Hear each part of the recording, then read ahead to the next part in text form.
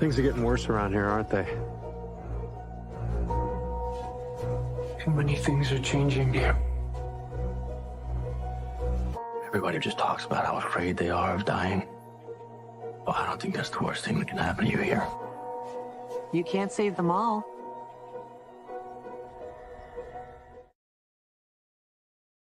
Welcome, everyone, back to Horror with Nadia. I am Nadia. I'm so happy to have you guys here with me today as we break down from Season 3, Episode 2. I have some new faces joining me today, but before we get into that, please hit that like button, subscribe to the channel. Thank you again for helping me get to 500 subs.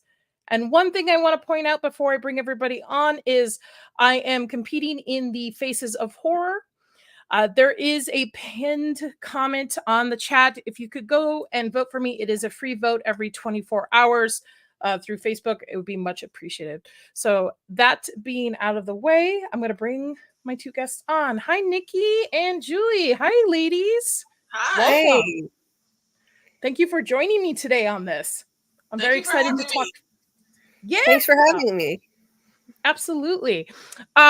I'm going to go through the chat, but if we're going to start with just initial thoughts on this episode. Nikki, I'll let you go first while I'm pulling up the chat on it. What were your initial thoughts on this? I really enjoyed this episode. I've been watching since day one, and I got frustrated when season 2 came because I was like, okay, we getting questions on questions on questions. Nothing is being answered. Of course, we're not going to answer the overarching huge mystery, but there were so many things like the trees moving. You know, Victor was measuring the trees. Elgin had his visions, and I felt like stuff just kept happening for no rhyme or reason. But I got a little hyped this episode because I was like, okay, our dots about to start connecting because we got the paintings, and I was like, oh shoot, there go the people that you know, we were seeing and all kind of stuff going on with like Jay's vision. So now I'm getting real excited again. I'm like, okay, we might be getting some answers. So I actually really enjoyed this episode. I cried. Okay, yes, I cried on this episode. So I thought this episode was really good. All right. Julie, how about you? What did you think so far?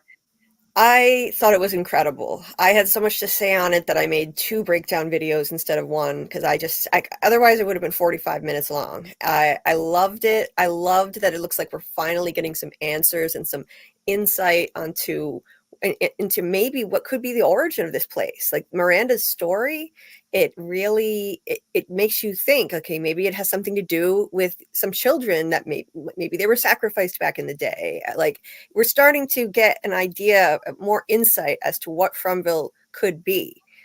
We're getting confirmation that there are chosen people, something that we've been theorizing about since the beginning of season 1, that certain people have been chosen, and her story backs that up. So, I mean, I'm excited. I mean, and the fact that they threw in even a little backstory on that truck in the pool, I feel like that was a nod to those of us who have been so eager for answers that have been just a complete mystery from the beginning, no answers at all. I feel like that was the writers kind of telling us, don't worry, answers are coming, even for this truck in the pool. So I liked that. Yeah, so I'm excited to see what's next. I think we're really going to get some concrete answers this season. Not too many. We'll still have the overarching mystery, which I want that to be intact, but enough to satisfy us. Yeah, I agree with you. I think it's enough to get renewed for season 4 because I think it's to hook everybody back in, because I know I was telling Nikki earlier that a lot of people, I think, fell off during season 2. And I think it's season 3, if we get just a little bit of answers going, keep the overall mystery alive, it'll probably help them be renewed for season 4. We have a latecomer, Fat Riker Boosh. Hello. How are you guys doing? Good. I know you did some homework over the last few days. Oh, yes. So what did you think of this episode? Boring as hell, and no offense to anyone, but I could not disagree more. It was 45 minutes of the death of Mrs. Liu. They progressed nothing except for a few things that these other 2 nice ladies mentioned, which is there's some kind of backstory going on with the truck in the pool. We also get a little more progression from Tabitha, meaning Victor's father. The paintings were interesting, but we got that all through season 2, though, didn't we? where here's this interesting thing, and then nothing leads up to it. I thought the first episode of the season was good. We're actually moving this story along. The second episode of season 3, we don't get anywhere other than what we already knew from the first episode, which is Tabitha meets Victor's supposed father, even though he looks younger than Victor, which is crazy. And that's and the paintings. And I think they're screwing with time, because I did watch a lot of season 2. I had some questions in my head, and then went even back to season 1 just to check to make sure I wasn't making stuff up. I didn't like this episode. I understand it's pulling on the heartstrings, but they did it for 45 minutes, and we knew Mrs. Liu died in the first episode. You know, it sucks and it's sad, but how many? Like, stop it! Like, yeah, it's one of my favorite characters. I'm like, you get out my diner. You know, behave yourself. I love her. She's hard hitting. She's a cook. I'm a cook. I can relate. Don't come in here with your messy hands. And we got one scene with Ethan and what's her name, the big white chick at the Donna. Yeah, thank you. Where he's just being weird again, and we don't really get any kind of progression. But then again, oh, that's what Mrs. Liu looks like. Oh, stop telling me that kind of stuff. She's butchering a cow carcass, and the kid's like, oh, it's Mrs. Liu. Yeah. No, we didn't really get anywhere. I'd rather talk about episode 1, because I was in the chat last week, and Nadia invited me on, but I couldn't make it. I was just exhausted. So I also hadn't watched the rest of season 2 or these 2 episodes. So. You're good. Yes. Oh, shoot. Spoilers for people in the chat. We're on episode 2 it's all right. of season 3. Well, I think there's I think you have it playing somewhere, Boosh. It's playing on the background because I can hear myself. Oh. Somebody has the episode playing and I can hear myself. All right, I'm going to go mute and go ahead and talk and see if you can hear yourself.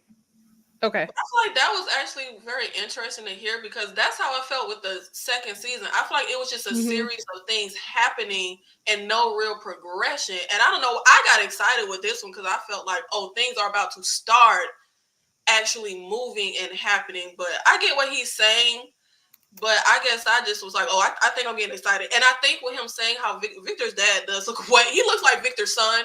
I think that's something like, because I'm wondering that, like, does time move differently in Fromland than the real world? Because it is a lot of things. Like, even when Tabitha called her mom, I'm like, okay, how long has Tabitha and her family been missing per the mom versus how long have they actually been in the town? So yeah, it's very weird that his dad looked like his son.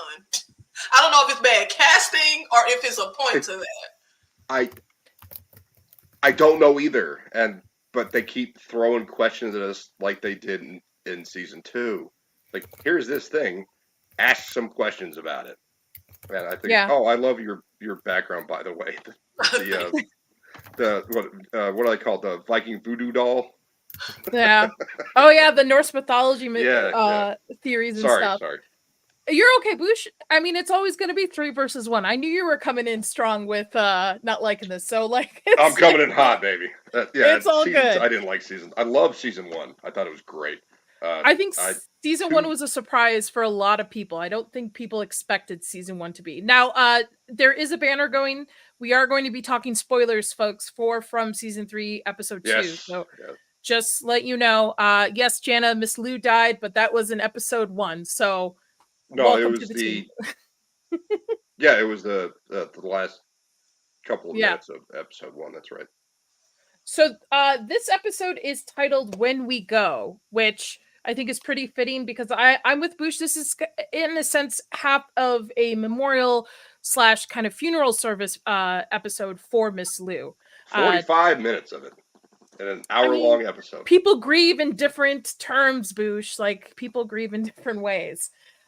So we are opening up with Jade with the aftermath of what happened in the last episode where the night creatures had basically trapped Boyd in with Miss Liu. And I don't remember who said it, but I think somebody said it that they weren't expecting Miss Lou. Like Miss Lou was a bonus. The cowboy. They were obviously looking to capture Boyd in some way, but Miss Lou was just some addition to it. She was extra, I think. Yes. It wasn't. Maybe it was the milkman that said it. I don't remember. But yeah, the cowboy was one we weren't expecting her. I think the cowboy said that. So everybody takes grief in different ways, and this is also. I don't know if we got to see her again, for Christ's sake. The whole episode. I know. That's a really good, by the way, fake body prosthetic. I thought the makeup was amazing, but do we have to see it for 5-6 times? They overdid it. Yeah, I agree with you. They overdid it. I think they went way too aggressive on the shots of her body over and over throughout the episode. It was like, okay, we get it. We already get it. We don't need any more. How many times do you want me to sit there and go, oh no, Miss Lou, stop? Yeah. I don't know if I just like maybe I just like the gore, but I like seeing her body. But it made me think of two things. For one, I had to kind of refresh myself because I've been watching since day one, but obviously it's been years, since the show aired. And I was like, wait a minute, I could have sworn the creatures eat us. Do they not eat us? Because why were they just like gashing at her and slashing at her? And then I'm like, wait, are they just taking out organs because they do hollow you out? Right. That made me start, okay, wait, if they're not eating us, but they're hollowing us out, taking our organs, what are they doing with it? And also, I think it was so much like, I agree that it was like just a whole episode of it spread out, but I think there may have been, I don't know if I'm giving the writer too much credit, but I think it may have been a point to it because the whole theme of this was we want to break Boyd. And you can say this was a bit redundant because we already experienced Kenny losing his dad and then the whole thing happening with Fatima. I think some real devastation is about to happen. Donna is on the edge. She's cracking up. I think they kind of want to not just kill us, but mess with our minds. So I think maybe that's why we got this whole thing with like the dad's voiceover at the funeral talking about these people and how they lose hope. I think it may be a point to it. Or maybe I'm just hoping it was that was episode 1. We got all that stuff in episode 1. Episode 2 was just rehashing what we already knew. Like it was getting cold, and how many times did we hear it's snowing outside? Ethan said it twice, and Kenny said it. They want to make sure we know it's snowing. Yeah. It's never snowed before. Yeah. I watched the Karen Reed trial, and they mentioned snow 5 times a minute. It's just like, yes, we know it's snowing. It's cold. I did like the Kenny going with what's his name, Jim, the engineer, out into the woods to go find whatever Boyd Tabitha. Found. Right, Tabitha. Yeah. And they found a little hut. I thought that was interesting, but that's also episode 1. In episode 2, they're coming out of the hut and going back to the town with what they found in episode 1. So this is just kind of rehashing. I agree with Nikki that this is leading up to some devastation, but I don't think this is going to break Boyd. I think this is going to make him finally be on the offense. Finally, no longer we're going to be defense. We're on the offense. And that's what I liked about this episode, particularly when Kenny was I'm just going to go throw alcohol. But we got that in episode 1. No, but I'm saying if there's more devastation on our way, it is not going to, in a sense, break him. It's going to even add more fuel to the fire to make him be more offensive. Because even he was a little hesitant about going with Kenny to throw the alcohol down at the caves and burn them. But he's like, this guy is grieving. He's like a son figure to me. I'm going to go with him. But that's what we need. We need them to be on the offense. Like these things can't obviously stay in sunlight. So be on the offense, go burn them. Like go treat them like actual vampires. That didn't happen in the episode. Right. No, but I'm saying we saw him intent for it. We saw him filling the what do you call it? The jug and the that's a what do you call it? But that's what they need more of. I've ever seen one. But I'm saying that's a step. But nothing happened. They are setting up things to happen. That's a step forward though, because in the last 2 seasons it has just been defense on defense of like, let's try to get out of here, let's protect everybody. Now let's try to do offense. Episode 1, Sarah and Boyd, who, by the way, I think is the only character I really care about at this point.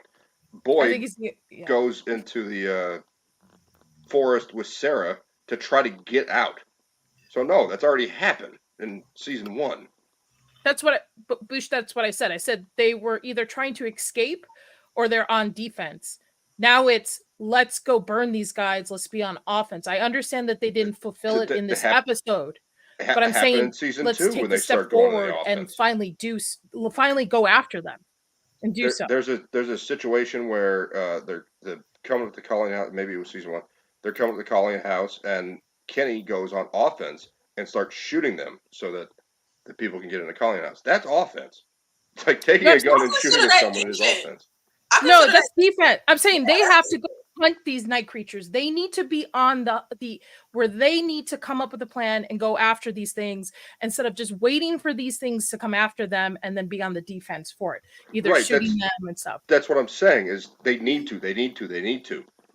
That's been going on since season 1, but nothing has done that except for the what are the silver bullets, I think Elgin called them, with the goo With that came out of the night creature and nothing happened with it. Nothing came of that.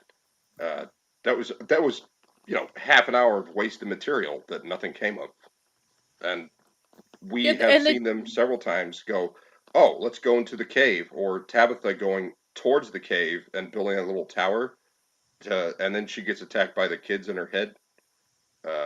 And there's 7 of them, by the way, and we still haven't figured out Ankui. I tried to Ankui. Yeah, I tried to do an anagram of it. Got nothing. Julie, did you ever figure out anything or any theories about what Ankui is? Not really. Excuse me, not really. It's still such a mystery. I don't know. I mean, I've heard like, I forget what language it is. Somebody found a word and I forget what language, and it sounded like the word sounds a lot like angry tree. And I wish I could remember the language it is. I mean, that would fit with all the tree stuff shoved in our faces all the time. Right. It's like I feel like it's symbolic for something else, though. The tree, I don't think the trees are literally like menacing toward them. I think the whole tree thing could be symbolic of family trees, and that's why trees are constantly, there's the fallen tree, there's the faraway tree, the shots of trees nonstop, painted trees. Please stop showing Mrs. Lou's dead body.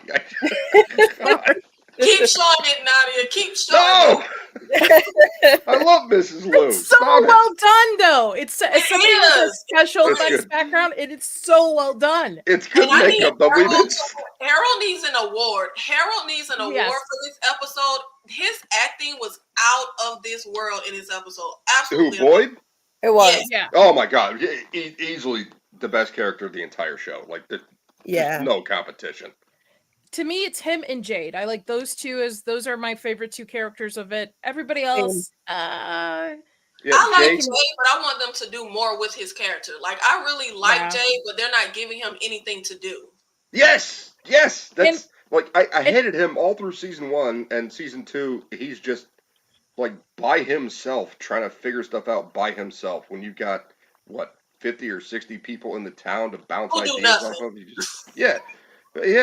just off by himself. But at the end of, because I just watched episode, I think it was episode 6, season 2, is when Boyd's son gets stabbed. And at the end of that episode, I was like, all right, I'm done. And then I just rewatched, because Nadia gave me homework, and I did my homework. I watched the rest of season 2. Jade started growing on me. A lot. Like, I like his character. He's actually trying to make steps forward and trying to figure things out. And as far as I see from watching the show, Boyd is our in to what's happening. He's the main character as far as I'm concerned. You got all these other characters, but exactly. Yeah, thank you, Nadia. Exactly. But I do like Jade. He started growing on me. He's trying to figure things out. He is kooky and weird, and he's an asshole. But he's making steps forward to try to figure out what's going on. I didn't like the scene where he's on his back, drunk off his ass, staring at this spider web that he's made of strips of cloth. I thought that was great. Oh God, come on. And the fact that the goats ate them in hilarious. the beginning of this And episode. the goats too. are okay. The goats Yeah. eating them was kind of funny. That was kind of funny.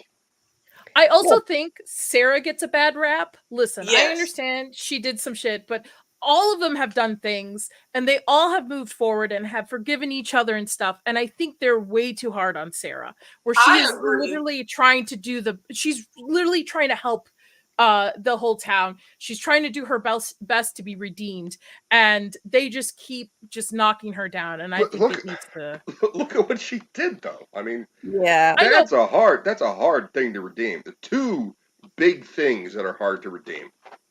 But she in the slit her last brother's season, throat you had and she got Kenny's dad killed.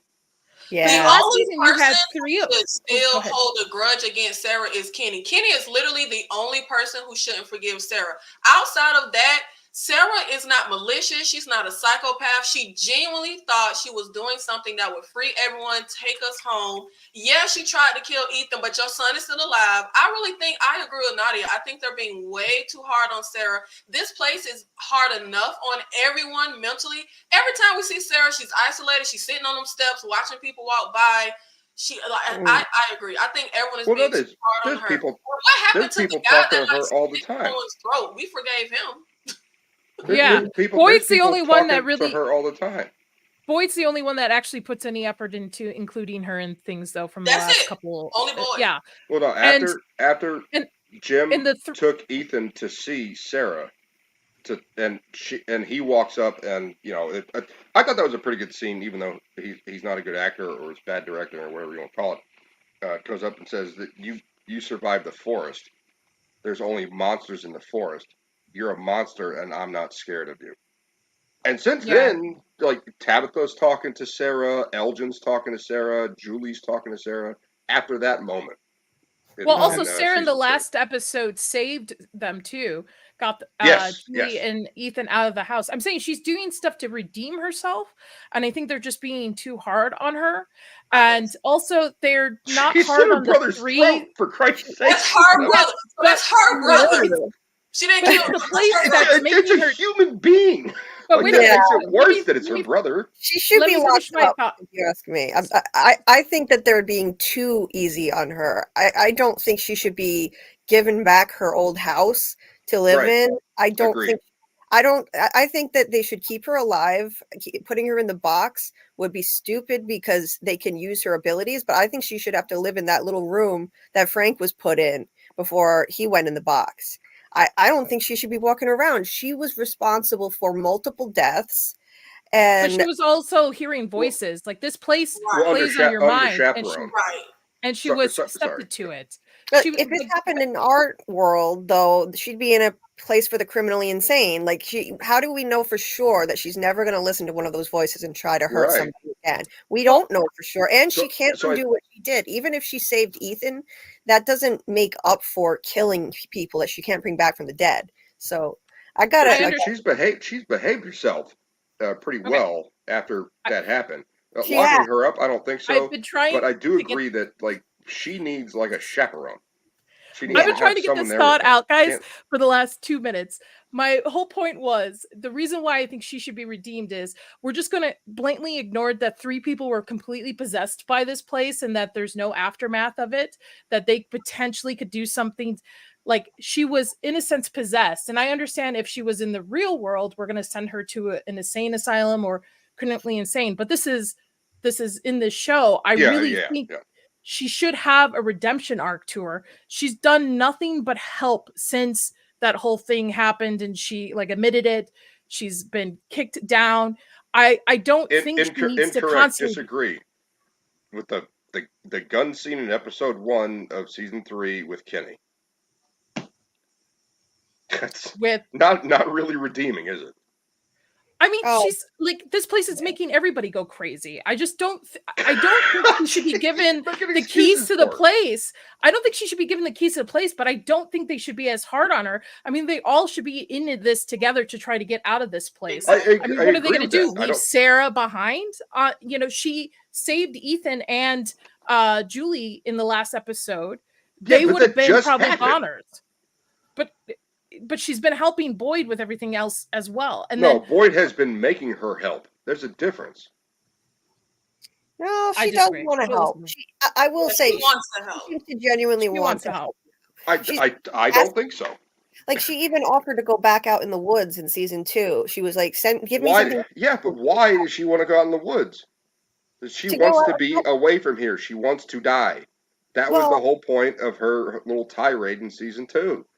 Like well, that's not helpful. That is selfish to commit. I can't say it on Nadia's channel, but self-deletion. yeah. And I mean, for Is not helpful. That's selfish. Julie's point, she's saying, how do we know that Sarah isn't going to do this again? How do we know anyone in the town isn't going to do this? Remember the guy that shot Boyd because he blamed him for going in the woods? Anybody at any moment can be possessed, can get messed up by this place. It's not just Sarah. Thank you. Happened to Sarah, but literally all the people we see in this town. Sarah's arm got burned. The guy shot at Boyd. The 3 people that were possessed. Anything can happen to any person at any moment. I agree with ladies. I'm about to break y'all's hearts to the whole land, but we need to use whatever we have at our disposal to get out of here. Period. Nikki, Abby, that right there, just your little. I love what you just said, but before the show even starts, there was Abby, and Boyd had to put her down. Mm-hmm. So we need to try to relate what you just said to what just happened before the show even started. And we got some flashbacks. If Boyd put Abby down, it's a hard situation. Why do you think he didn't? Why didn't you think he punished Sarah then fully to the extent? Well, I think Abby's got something to do with that, maybe. Yeah. Do you think? Yeah. Okay. Yeah, Boyd definitely went easier on Sarah because he told her that, this place can make good people do bad things. And he was referring to Abby. He was definitely referring to Abby, and absolutely. That's exactly what happened. Yeah. Yeah. Again, this is all before this episode. Yeah. Well, back to the episode. We have Tabitha discussing with Victor's father, who finally kind of believes her, I guess. I don't know how you can fake things like news reports on the internet. Well, it's the internet, I guess. And then I have a thought about that. So yes, this is part of my research I did independently. I did not go online and try to search this stuff out. How many people in the town have a cell phone? Have we seen cell phones? I don't think we've seen. We see it at the very start of episode 1. Oh, with the photos. Yeah. Julie has it. She's playing a Chromonocle with Ethan, and then yeah. Go ahead. No. Go ahead with your point. No. Go ahead. I was saying like she was keeping it as just like looking through it and this. Yeah, just go ahead. Everyone on the bus comes off, and it's 40 people now that are in town. No one has a cell phone. We do not see a cell phone until episode 1 of season 3. I think that's kind of weird. Why she's behaving so strangely? Like she walks out of the hospital. Well, she walks out of her room, and she sees people down the hallway, and there's I can't really do it like showing my picture, but people are looking at their hands, and they're doing stuff on their cell phones. And then she walks down the hallway, and the doctor in front of her that's with the there's an orderly with a stretcher, and there's a doctor. Doctor pulls out his cell phone, looks at it, hits the buttons, and sticks it in his pocket again. And she's just weirded out, and she's behaving oddly the entire time. When she gets outside, there's a doctor out front with his lab coat on for some reason, as you do as a doctor, walk outside with your lab coat on a cell phone. There's people on a bench looking at their cell phones, and they're showing each other pictures on their cell phones. And she's looking at them with her eyes wide. And then she starts walking through town, and there's the couple, the black girl and I think she's Asian girl, who look like a couple.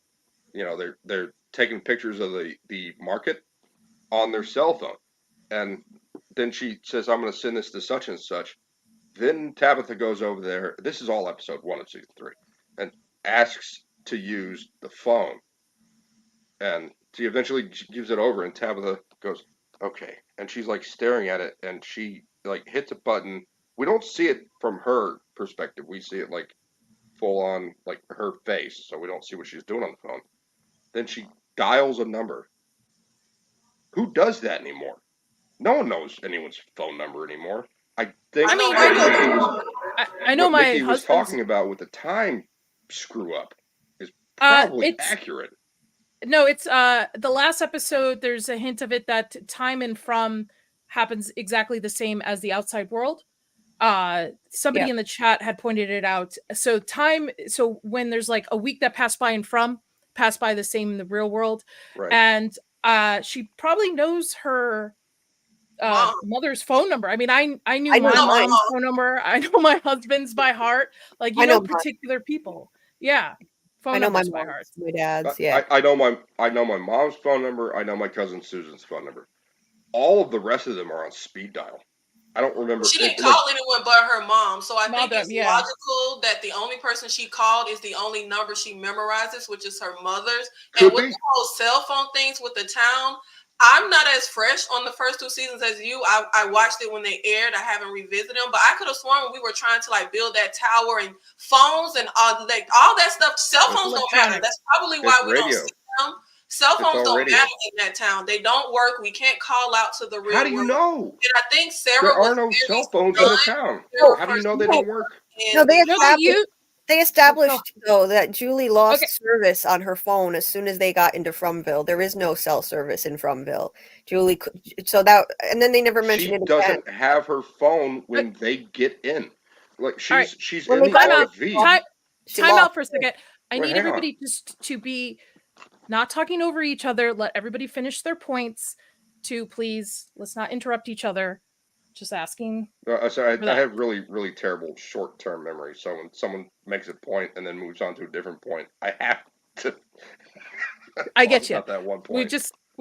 I think with the cell phones, they were used parts for that radio tower when they were experimenting. From what I remember from season 2, like they were just using all electronics to kind of put things together. I understand it was a radio tower, but I believe they were utilizing whatever they could find to make it happen. Whether spare parts and stuff. But that's episode 1. Let's focus on episode 2 of this season. I know it's relevant because we're in the current season, but let's focus on episode 2. I think we already covered episode 2. Mrs. Liu dies. There's paintings and Victor's younger father. I don't think Julie would have went 6 hours yesterday if there wasn't a lot more relevance to that. So let's keep moving forward with this episode. So we live for almost 7 hours. Yes. So we are at the scene where Victor and Tabitha, Victor's father and Tabitha are discussing what's going on. I know this kind of leads to what we saw in the trailers of the paintings in the basement that we see later on. Right. I really liked Victor's dad's performance in this episode because to me, it really portrays a grief of losing a child. When I saw Zach's a couple days ago, we were discussing this too, that it really felt at home, like real to me. Like this kid, he just basically told this kid to clean his room, and that was the last time he ever saw this child. And his performance really helped kind of bring that through. I'm not a huge fan of Tabitha. I kind of take her or leave it for me on her. I hope she kind of expands a little bit more in this season because the last 2 seasons, I feel she was a bit of a dud. But she's better at the end of season 2 and in this season so far. I agree. Yeah. And why she was chosen, I don't know. Nikki, Julie, do you guys have either an idea of why she might have been the one chosen to find the children or lead the children? I'm not sure at this point if we have enough info for a rhyme or reason. Apparently, Victor's mom was chosen.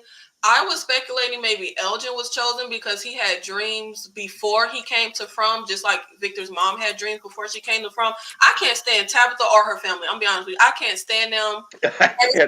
One, they are very aggravating. I feel like Jim is an idiot. He's a hothead. He doesn't think. He gets on my nerves. He had Randall. He's the reason Randall tied Donna up, so that irks me. He's supposed to be an engineer. I feel like Tabitha, though, is the storyline that I'm most interested in, because I'm very interested to see her and Victor's dad come together, and if at some point they'll be able to get back to From and maybe obviously not get everyone out, because then that'll be the end of the show. But I'm interested in following Tabitha the most.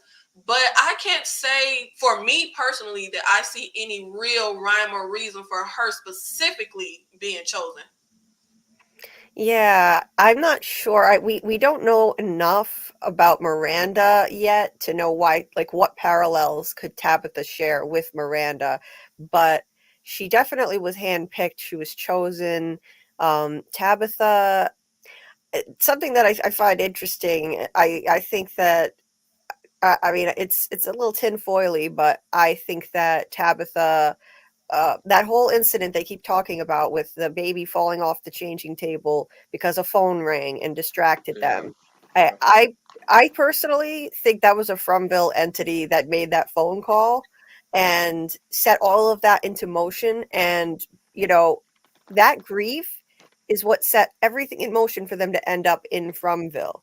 That grief is what drove their marriage apart, and they wound up on this trip, ultimately in the RV, which landed them there. And I think that this place preys on people who are dealing with trauma and grief. So what better way than to, like, literally, if she's chosen, I think that these entities, whatever is controlling Fromville, can reach into the real world. So what better way to do it than to cause a tragedy that would inflict grief on this family? Now they're perfect victims to be sucked into this place. So yeah, it's a little tinfoily, but that's what I think. Oh, that's great. I love tinfoily. Listen, season 1, I always say this. I always thought it was related to Norse mythology, but please. So Nikki, right? Nikki? Yes, me. Yes. Was talking about Jim and how stupid he is, but in season 1, he's a engineer. He's a radio engineer. He's an electronic engineer. He designs roller coasters. And I wouldn't get on any roller coaster he built. No, I wouldn't either, because he turned into an idiot. And God, see, that's what the problem is. There's like 3 points you made, and all I can remember is the one with Jim. Crap. It's all good. All right. No, it's not good. I had a point. It's gone. It's okay. It's all right. We're gonna go back. Any other thoughts on Tabitha or Victor's father's meeting before we move back into the actual town? Yes. Oh, go ahead. When she opens the curtain in the hospital, I went, "Oh, that's Maine. I've been there." I went whale watching off of a place just like that. Yeah, absolutely. That's episode 1, Boosh. We're on episode 2. Right. Keep it together, my guy. It relates to episode 2 because we aren't told it's Maine until episode 2, right? No, we're told. No, we're told in episode 1. No, she opens the curtain and then it cuts, and then we start episode 2, and she says, "Where am I?" No, nope. I just watched it. You're backtracked, my guy. I have episode 2 pulled up right here. Episode 1 begins with her opening up because that's the end of season 2. Episode 1 pulls up, she escapes. She escapes in episode 1. The end of season 2 is when she opens the curtain. You're right. Yes, and season 1, in episode 1, they find out because she looks at the address, Victor. It says Maine on it.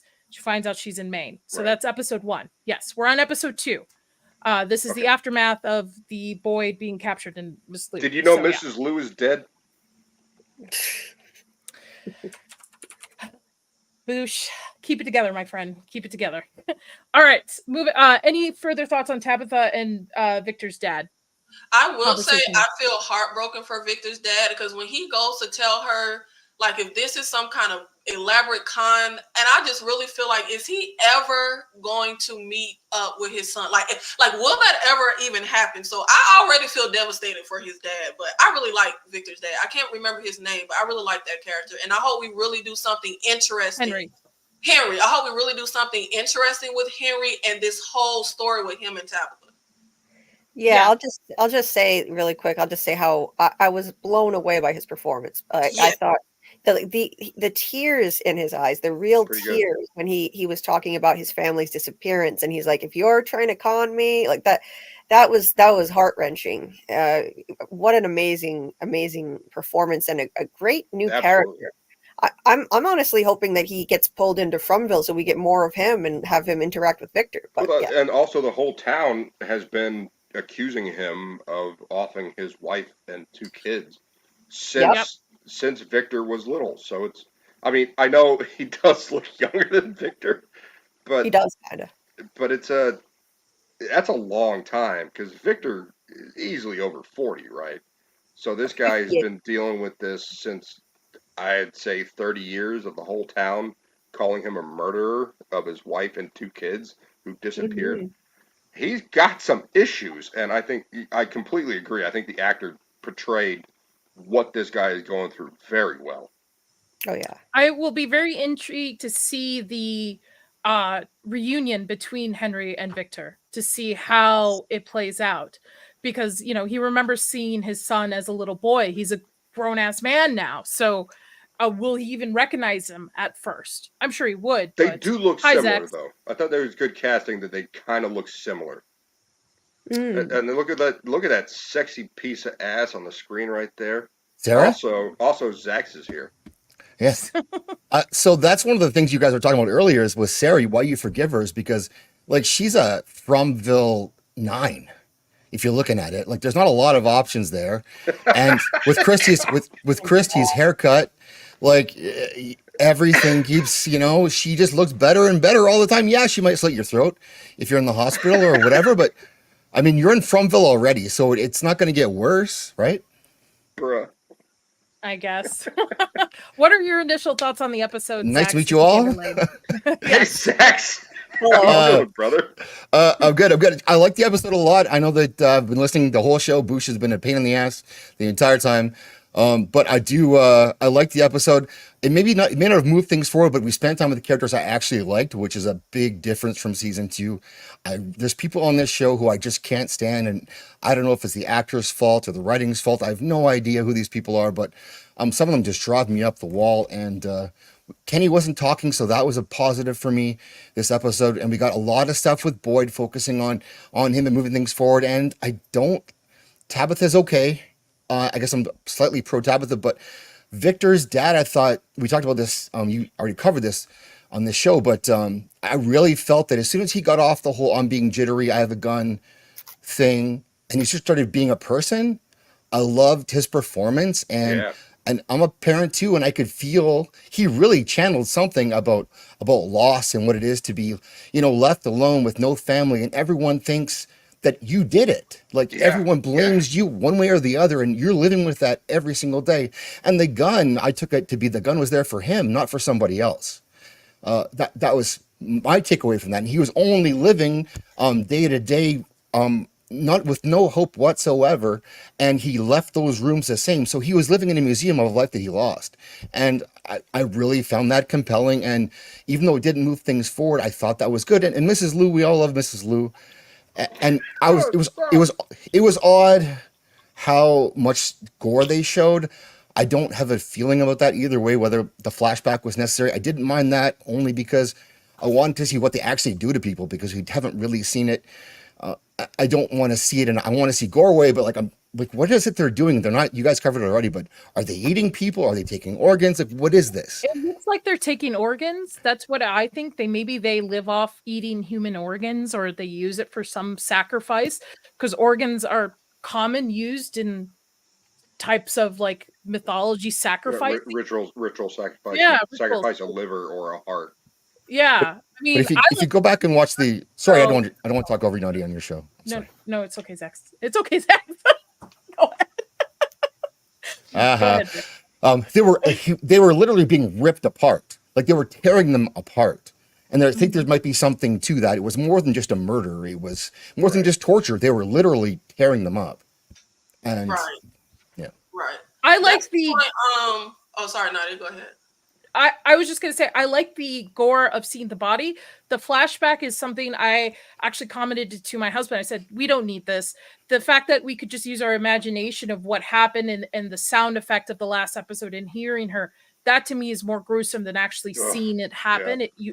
Because you then, you know, it's fake. It's a fake body. You know, it's still brutal. it takes you out of it. But go ahead, Nikki. Go ahead, Nikki. I don't know if it's because I'm a horror girly. I'm here for all the gore. I enjoyed it. I was happy we got the flashback, and I'm happy we got the flashback because I don't know if I'm giving the writer too much credit, but I think it leads into giving us kind of more information, but more questions. That's why I said, wait a minute, I thought they eat us. Like, they're just hollowing her out. They're just ripping at her flesh. So now I'm feeling like, okay, what is their goal? What are they actually doing with us when they kill us? What are they using our organs for? So I personally think the flashback was pretty relevant, or maybe I just had fun seeing it. I think you just had fun singing. I agree with you, but I think what they did to Lou is similar to what they did with the girl with the nail in the head, where it wasn't to kill for some sort of like to hollow him out or eat him. It was literally to torture Boyd, similar to what they did with the girl in the head. So to me, it makes them seem even more cunning, smarter than we expect them to be, especially with that trap last season. I was very surprised by it. Yeah. So this is an episode pretty much preparing, most of it, 45 minutes of it, is pretty much preparing Mrs. Lou's body and spending time with the discussion with. I have to say this, these are my two least favorite characters in the whole series. I even put Donna up on season 1, though. I did too. Oh, God. I like Christy before this awful haircut. Thank you. Yeah. That's the mark for me. That's true. Haircut. But her girlfriend came and cut her hair like this, too. Like, everything about her is awful. She's one of the possessed ones, too. So, like, what is her motive? Fanny Pack Granny. Well, that's before she was possessed. She cut her hair to make her look like this. Fanny Pack Granny drops off the morphine, and she looks over there and sees, I don't even know her name, Christy's girlfriend. Marielle. Is over there. Marielle is in the other room. Mary. Yeah, and Fanny Pack Granny shows up and looks in the room, and Christy's in like a shirt and panties, and the shirt's buttoned down like all the way to her navel, and she like kind of covers up and stuff, and she goes, I didn't want to tell anyone, but I have some morphine, and she says it loud enough that Mary can hear it, and that's when she relapses. And Millie, yeah. Fanny Pack Granny. Tilly. Tilly's sus to me. I think Tilly is. Can we just call her Fanny Pack Granny? Yeah. I think there's more to Tilly. I think Tilly's a mole. I do too. Which side I don't know. I don't know if she's for the evil side or the good side, but she's definitely a mole to me. I think she wants to be there, and Zax and I talked about that last year. We did, yeah. In DMs that it's not that she's off or any kind of the cancer stuff. Like, she wants to be there, and she knows stuff. She knows intimate details about other people that are in Fromville, right? Well, even in the first episode, my husband pointed out she was knitting something in pink, and so it's just an assumption that whatever Fatima's going to give birth to is probably going to be a female. And Elgin taught her how to knit, which I thought was weird. That's like a role reversal, right? I mean, guys can knit. Right, but she said to Elgin, like, I've never done crochet before. And then Elgin teaches her how to use the hook and, what's the other one? The hook and spindle.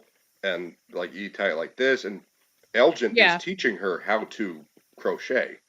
And then, like you said, she's already sitting there like she's mastered it. So she's a liar. And she's also on morphine. Well, that's a good question for the panel. Going down. Nikki, what do you think Tilly is? I think that the huge theory that I'm seeing with a lot of fans is that she's a mole, she's evil, she's working from. I think that would be terrible writing. You know how you watch a movie and you can tell a red herring, like everything is just so glaringly. I feel like she's so to the left. There's so many weird things with her. I feel like that would be too on the nose for her to be a mole. Nose, yeah. But like you said, maybe she's a mole for good, but I still feel like that would just be too easy. I really just think Tilly is just a senile. She really reminds me of my grandmother. They just get a little senile as they get older. I don't think anything. Yeah. I'm gonna be honest with you. I think she's just a regular old, and I know a lot of people feel like she said she had 7 grandkids, and then we got this. I just think that was just a number. I personally don't think I think she's just a regular old person. Okay. All right. Zax, what about you? I think she's a mole. I think she's a mole that's in there to kind of churn things a bit, an agent of chaos somewhat, or she's stirring things up. She's pushing people in directions. She's always around when events are happening. Yeah. But like just she's out of focus, but around often. And so I think there's something to that. And there may be nothing to that. And fortunately, it's possible they may not know yet what to do with her, but they're planting those seeds. And I hope that's not true. Yeah. Boosh, what about you? I'll let Julie go. I'm going to pour myself some Dewar's White Label 12-year age. Okay. All right, Julie, go ahead. Yeah, I've been suspicious of her since the very beginning. Getting out of the bus and doing that dance in the rain, it was just really bizarre. It was like she's happy to be in this horrible place. And I know that at the time she didn't know about this place, but it just made no sense. And then after she found out about this place, it's not a normal reaction to just immediately become the town gossip. Like she was so chill about being in a town full of monsters that hunt people at night. It's not normal to me. And then the thing that made it, like, she's always popping up at really interesting times, and she knows all this stuff about people. She's passing around gossip. Nothing phases her. And yes, she's got a terminal illness, but any normal human being would still be freaked out by being in this place, and she's not. And then the kicker for me was when she knew that Fatima is pregnant. And I understand that there are some women who somehow sense these things, but that's real world. This is Fromville. I don't think this is a normal pregnancy. I think Fatima is a vessel for some kind of entity, and we're seeing that play out. There's something seriously wrong. And the fact that Tilly knew that she was pregnant with this, whatever this thing is, to me, that's the most suspicious thing about her, in my opinion.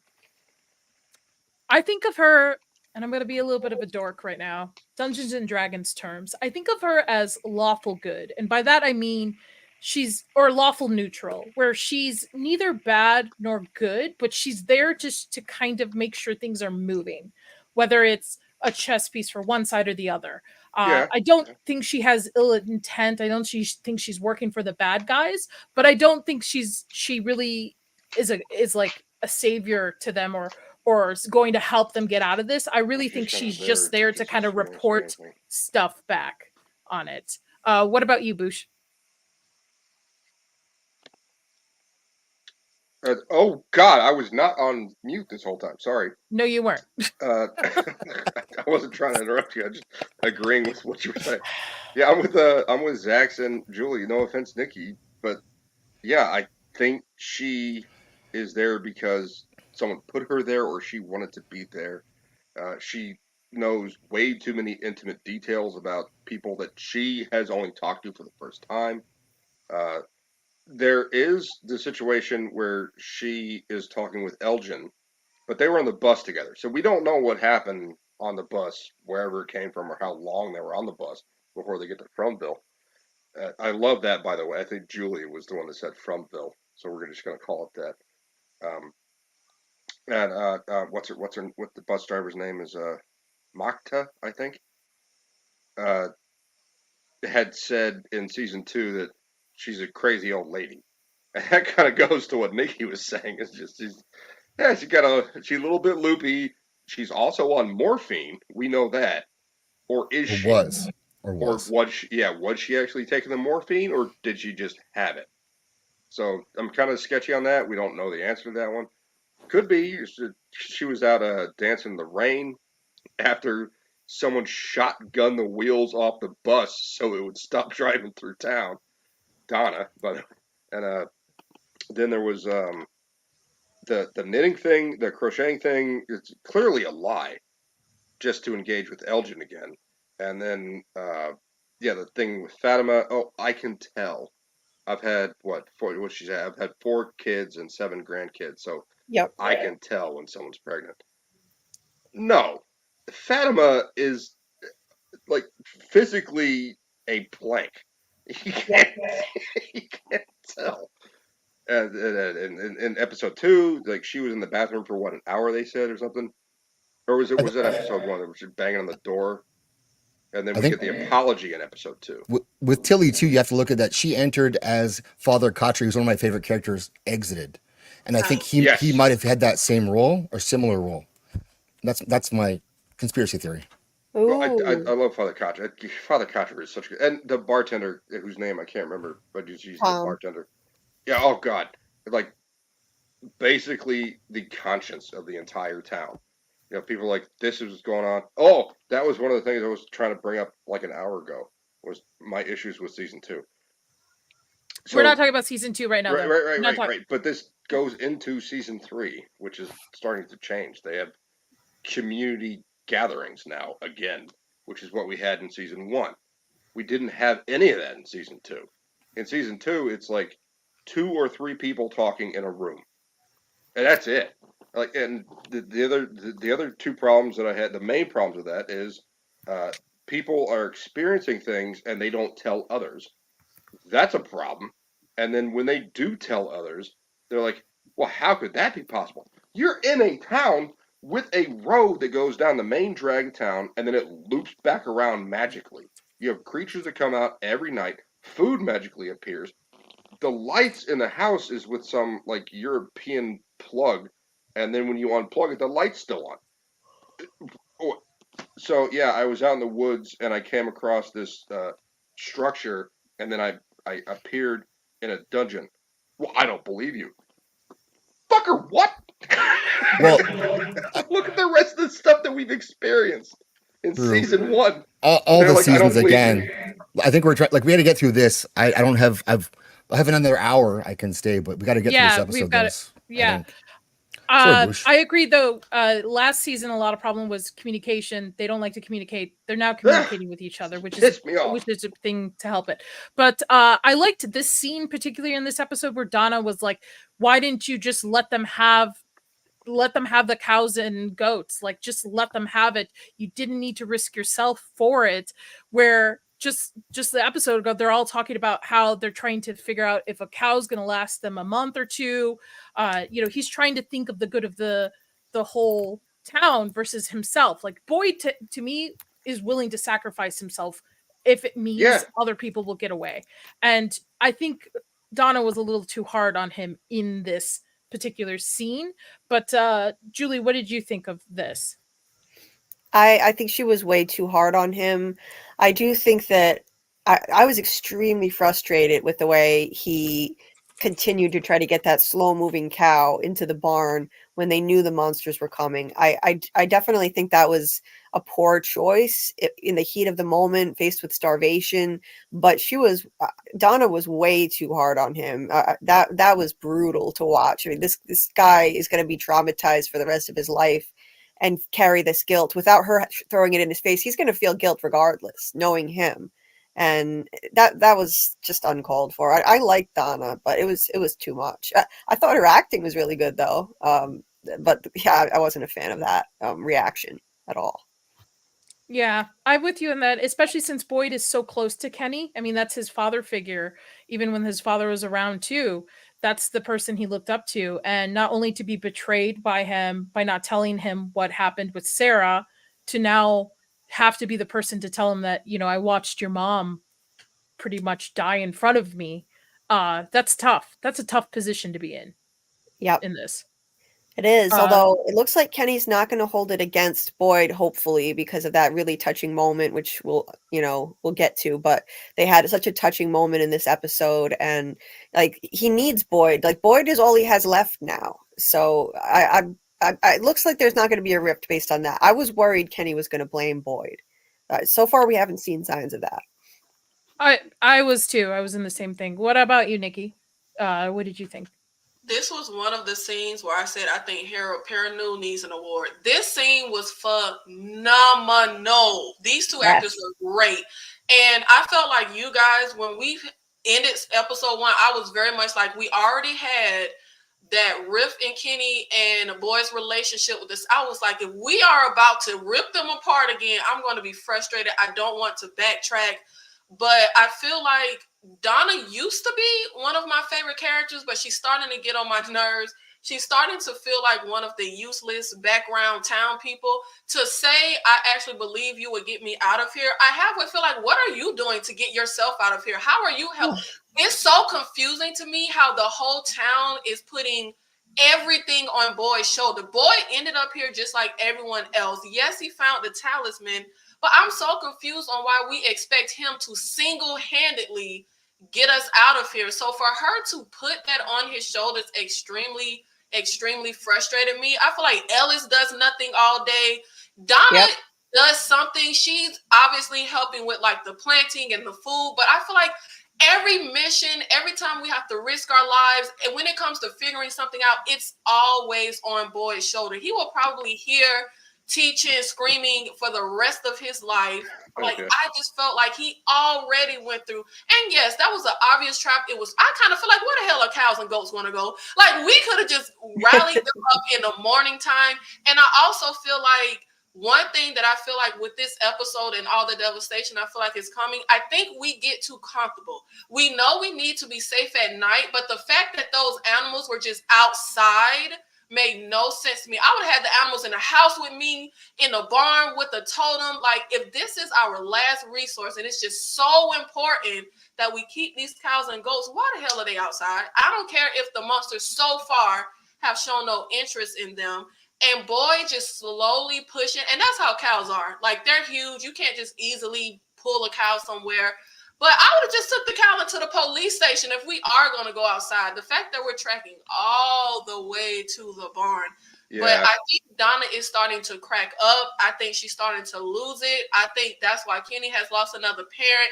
The town wants, or, whatever the town entity is, wants to break Boyd. I think there's a lot that is about to accumulate and happen as far as everyone's mental stability. Yeah, I agree. Zach, Boosh? Wasn't that episode 1 when they let the cows go? I'm talking about this scene with Donna and Boyd. Where I think the acting was phenomenal on both their parts.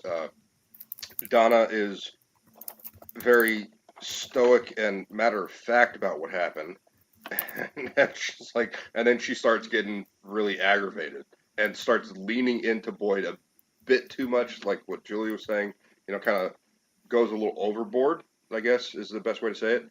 And Boyd really doesn't have much of a reaction to defend himself. Why did you go outside? You got people killed. You got Mrs. Lou killed, right?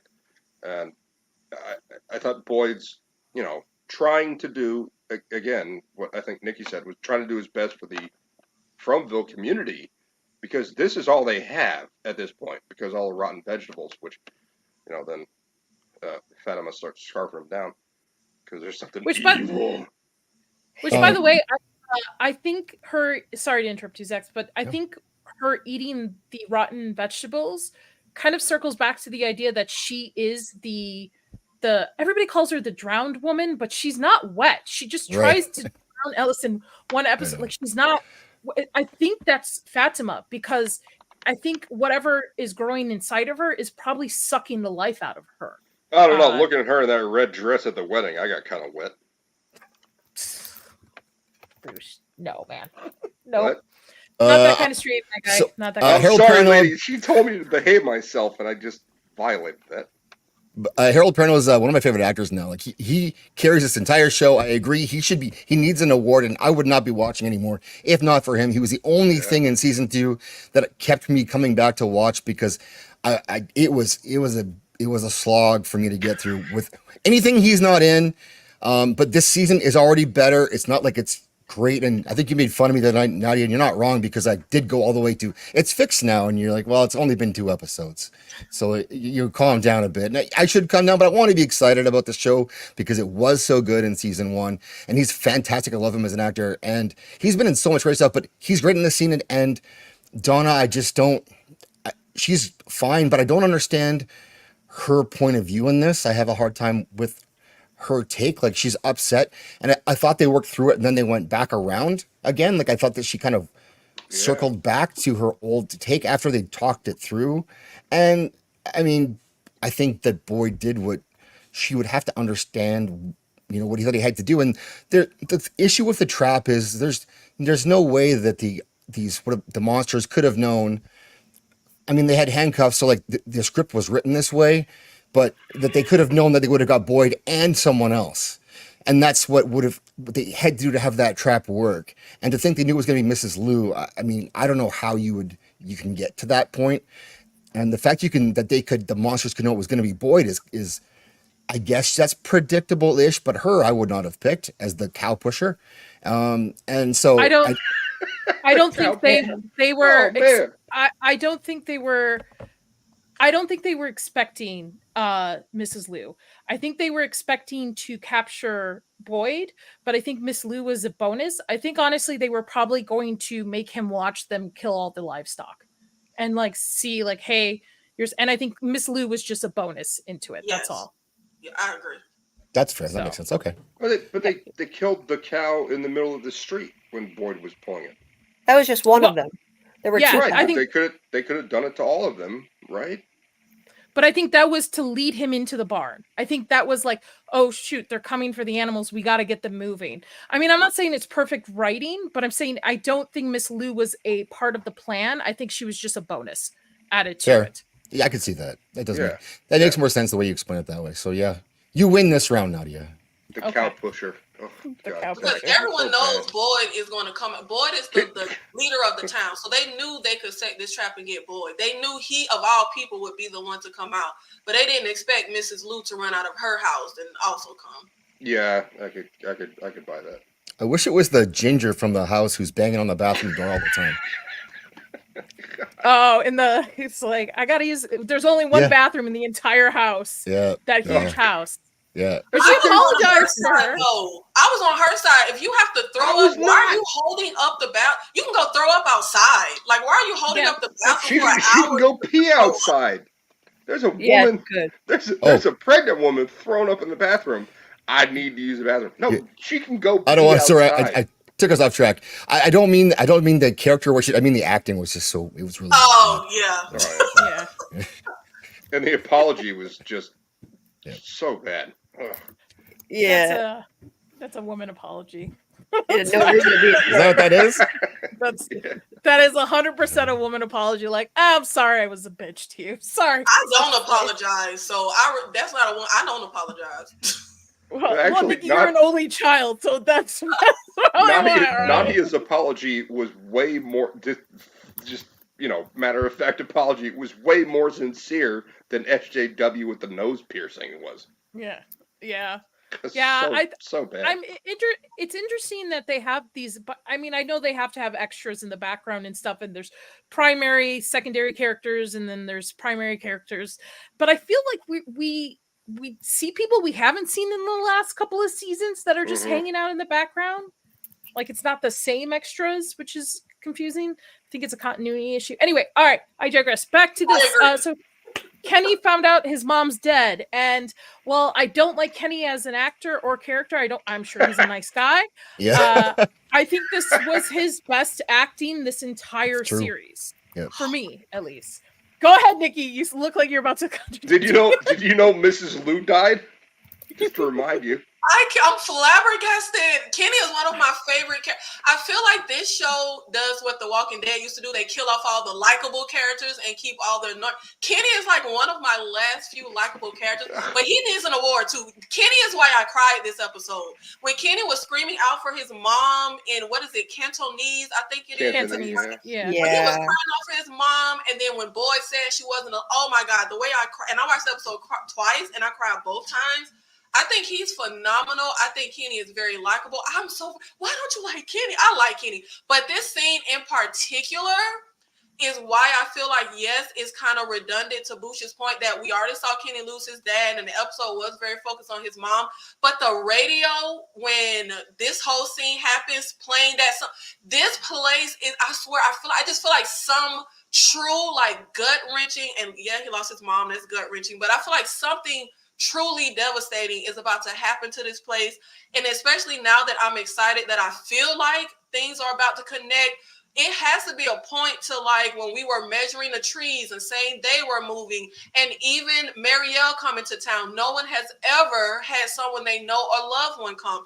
And even the whole situation of there's never been two cars that came to town at the same time.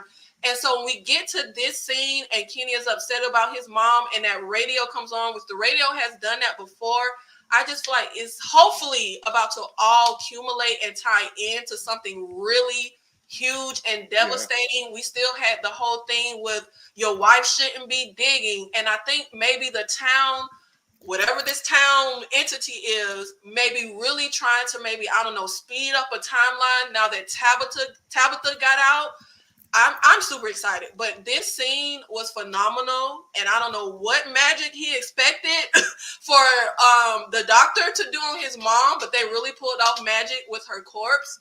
But yeah, my heart was hurting for Kenny. Kenny is why I cried this episode. I thought his acting was amazing, and I would love to hear from people who don't like Kenny, because I would love to hear why. I love Kenny. He's one of the last likable characters. I love the bartender, but Kenny, I love Kenny. Kenny to me is a filler character where he just fits the plot to help move the plot along. I don't feel there's very much depth to him. I mean, I love his relationship with his mom, but his little love triangle with the three of them was just, that was overplayed, I felt, with the first two seasons with what's her face in the background. And while he's not like my favorite character, I will give it to him. I did cry in this episode too. His performance with the grief of losing your parent. I know how that is. I'm about to come up on 2 years of losing my mom, so I understand. So it pulled me in. But overall, I just feel like he's just there. He doesn't help progress the story, and he's just mad all the time, especially at Boyd. But I feel like, and I completely understand that, because that's one of my issues, but it kind of goes to the point you just made about how we have the little background characters. I think the only people that are really here to move the story, if it ever moves, is Jim and his family. Unfortunately, I think they're central, and Boyd is central. I don't even think Donna is central. I think they're mainly the ones. I think Kenny is there just for whatever we kind of need at the moment. And I feel like that love triangle, he really had nothing else to do. So I get that, because I'm pretty frustrated with the fact that we have like 50 people in town and they literally do nothing all day. They aren't trying to help, but obviously it's a show. We can't, if 50 people are going out on missions and going into the tunnels, we can't follow everyone. But I get that issue with Kenny and his character. But I like Kenny. Why you like Kenny too, Julie? I hate Kenny. I love Kenny. I love Kenny. He's the sweetest person. Like I think he's like he just melts my heart. I just love him. It just from the beginning, watching him losing his dad and the grief that he went through, and leaning on Boyd as a father figure. I've just felt for him all along, because I feel like this place has targeted him more than almost anybody else, and he's lost more than anyone else to this place now, hands down. He lost his love interest because Marielle came to town. He lost Boyd as a father figure because Boyd betrayed him, and then they had that rift between them. And after losing his dad, I mean, keep in mind at the beginning of the series, he said, I feel like I'm hanging on by a thread. I can't find any more bodies. And by the end of that episode, he found his dad's ripped up body. He just has, it's been crushing watching him suffer from the start for me. And I thought his acting was incredible in this episode. He went through almost all the stages of grief in one episode. And watching him call out for his mom like a child in that moment, calling out in Cantonese, that was devastating. He came back all happy with his vegetables that he found. And just to watch him go from that high to just crash into this nightmare, finding out about his mom, and he was in denial about it. We just watched him go through stages of grief. We had anger. He wanted to go take out the monsters. Like, and this scene in the diner, wow, like Christy couldn't even come close to him to comfort him, because he was like, like clearly he didn't want anybody near him. He wasn't ready to fully break down and just let it all out yet. He didn't want to accept it. And so she just kept her distance. She's a good friend. And then when the jukebox came on, oh my God, I've got to admit though, I laughed, because of all the things I did too. Of all the things that could have possibly played, Celebration. Oh my God. That was expert level trolling by the evil entity. That was expert level trolling. But yeah, my heart went out to him. I couldn't help but laugh at that. I mean, my heart goes out to him in this episode, but I mean, and the performance is great. I just feel like even with all the suffering that he's gone through, maybe it's just the way the writing is for him for dialogue. Anytime he's in a scene, I get it, but when he's not in, I completely forget he's even part of the town. Like that's how. Do you remember his temper tantrum in season 2 as Sheriff Kenny when Sarah's trying to take her box full of goodies, what she had left, and get the hell out of there? And he's spurging out in front of everyone when he's supposed to be the sheriff. He's supposed to be a man. He's supposed to be in charge, and he has no control over himself or anyone else. And he's smashing all of Sarah's stuff, and that's not his role, and that's pathetically sad and weak of him. And he had his girlfriend, or possible girlfriend, stolen by a girl. He spent how many months not doing anything with Christy and sitting around and waiting and waiting. You guys like him. He's the victim. He's the eternal victim. He lost his girlfriend to another girl. He lost his dad, who he didn't really care that much about until he was dead, because obviously they weren't hanging out with his dad in the hospital. Nobody was watching him, and he wasn't there. So he doesn't actually really care. It's more of like it's more of lost property for him with his dad. And his mom, I liked his mom too, and then he liked his mom, and he's sad about his mom, and I get it. But the screaming at her to come out of the house thing is just like, I don't know who does that. I've never conceived of someone doing that. Your parents or your mom is dead, and you go stand in front of the house and yell for them. It's just a weird thing to do. People want to comfort you, and instead you're doing it's a spotlight time.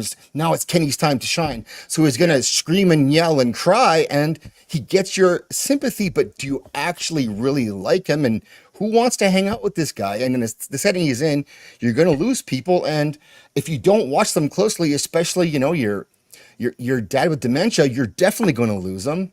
And you didn't, and he's gone. You can be mad at Sarah for that, but you put him off in the corner to die. So, Kenny. I would disagree with you, Zach, on just one thing, on the screaming for his mother thing. Grief when you lose a parent. I don't know who else has lost a parent so like suddenly. There were things I did, my sisters did. You're in the moment of grief, and it's a shock to your system. Like, you don't expect it. I do agree with you on most of the other stuff, though. Like, he did kind of talk about his dad in the first season, almost like he was a burden to them.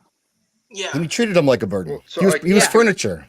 I can rip that apart real quick with your earlier statement about this is Fromville. Bad things happen, right? That's what you said, Nadia.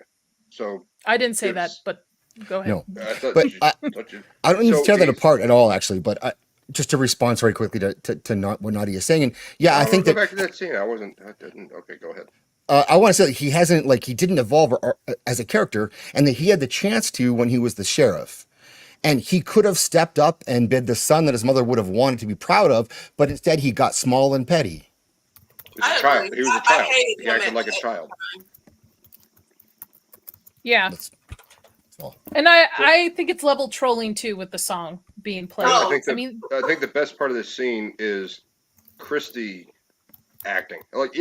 It's like what you were saying. It's his time to shine, and Kenny does a good job acting here with the recognition that he's lost his father, but as Zach said, just kind of furniture to him, and then losing Mrs. Lou. That's the whole episode is about. Is Mrs. Lou's gone, and Kenny's acting here is good, but I think Christy's reaction is also good. And we're kind of putting that in the background, which is where she is. But she starts to walk towards him, and he starts, losing it and screaming.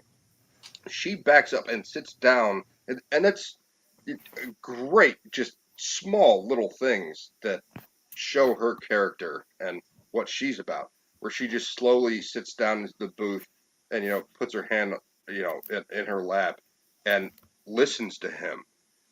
Great piece of acting on her part. And then, of course, Kenny continues to be Kenny. She was great in this. This scene also was great, I thought. I did like the scene quite a bit. And I liked him in this, too. Yeah. Yeah.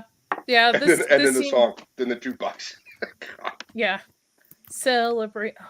I don't know. Somebody brought it up in the. I laughed like Julie did as soon as it came. Yeah, they're right here. Yeah, when it came on, I laughed. I was like, "Oh, are you kidding me?"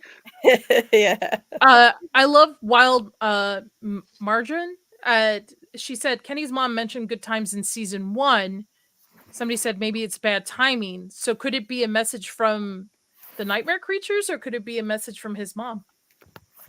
I doubt his mom would play that song in that. I know. Yeah, this plays though. That's why I said I feel like they get too comfortable and are only focused at night. It's a lot of things that happen in the daytime that the From entity knows of, and I don't think the characters are paying enough attention to that. Yeah, I agree. And then we move into Julie basically telling her dad, I'm tired of being parent number 3 when the two of you have not stepped. Like, this is the worst parenting I've ever seen, and I'm not even a parent. You have a mother who leaves their children, just leaves them thinking, and I get it, her mindset is like, I have to find out what happened to these other kids. I have to find out the reasons we're here and stuff. But I'm like, you literally have 2 children, especially since you've lost one already. And then for this guy to, and I get it, he comes back, for him to go and try to find her, leaving again his 2 remaining children. Worst parenting award for the 2 of them, in my opinion. He didn't leave him with the guy who shouldn't be allowed in 1,000 yards of a school this time, though. Yeah, I'm just let them with Mrs. Liu, who probably wouldn't do something horrible to him. Well, Jim, to me, and this scene, it kind of stuck to me as somebody who's Jim's the oldest awful. of seven siblings. Like, I was parent number 3 sometimes for my parents when they were going through their divorce. So I get it. Like, it hit home for me when Julie said this. Like, basically, Jim, you need to step the fuck up. You need to step up. You need to be a father. These kids already lost their mother. Your youngest is pretty much losing it, saying weird stuff here and there, which I think the town affects children differently. It's a theory I've been having because No. I have to interrupt there. Ethan has been having behavioral issues since season 1 before they showed up. He's been to psychiatrists and he's been at doctors, and they've had discussions about, what do we do about Ethan? So no, Ethan was, kind of messed up before they got to Fromville. What I'm referencing is what he's been seeing, like the boy in white and stuff. He is like children have been, and look how Victor was raised in this place too, since he was little too. So I'm curious what everybody kind of thinks of Jim. I would rather be Team Kenny than Team Jim, but go ahead, Nikki. I hate Jim. Even seeing his face on the screen right now makes me want to stab my eyeballs out.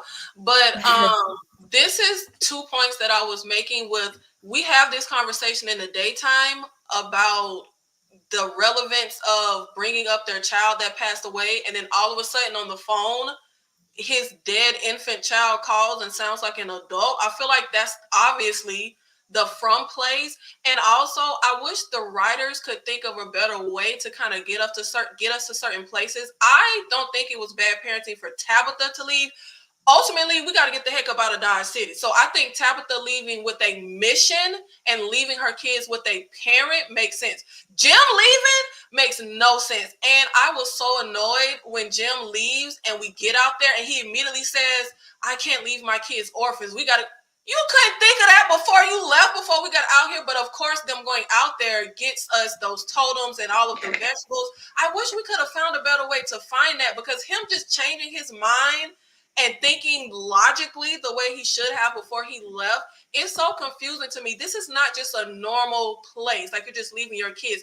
This is a place where your kids can literally die. Their life is on the line every single solitary day. So to just traipse out into the woods and leave your kids when their mom is already gone, makes absolutely no sense, but it felt very pointless for us to go out there just for him to immediately say, yeah, I can't leave my kids orphans. We should go back. What? Why you couldn't think that before we got out there?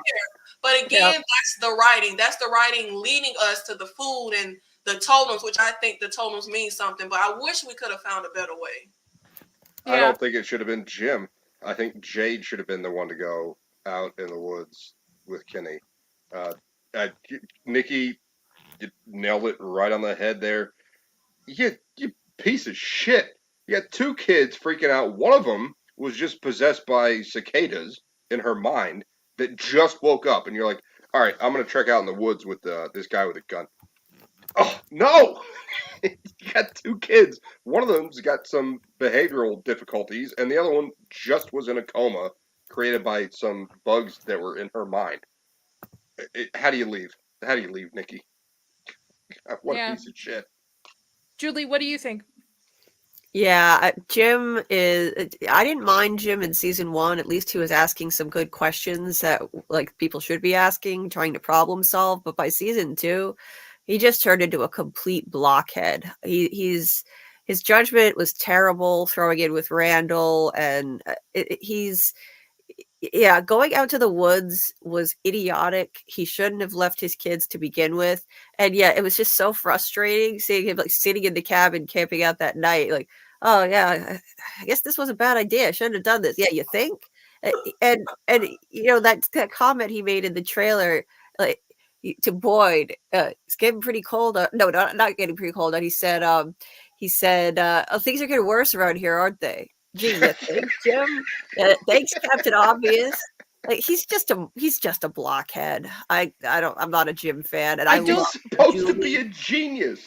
I loved how Julie put him in his place. I loved it. Well, sorry, but Nikki said earlier, like I mentioned that this guy is a brilliant engineer and he designs roller coasters, and Nikki said, "I'll never go on a roller coaster that Jim designed."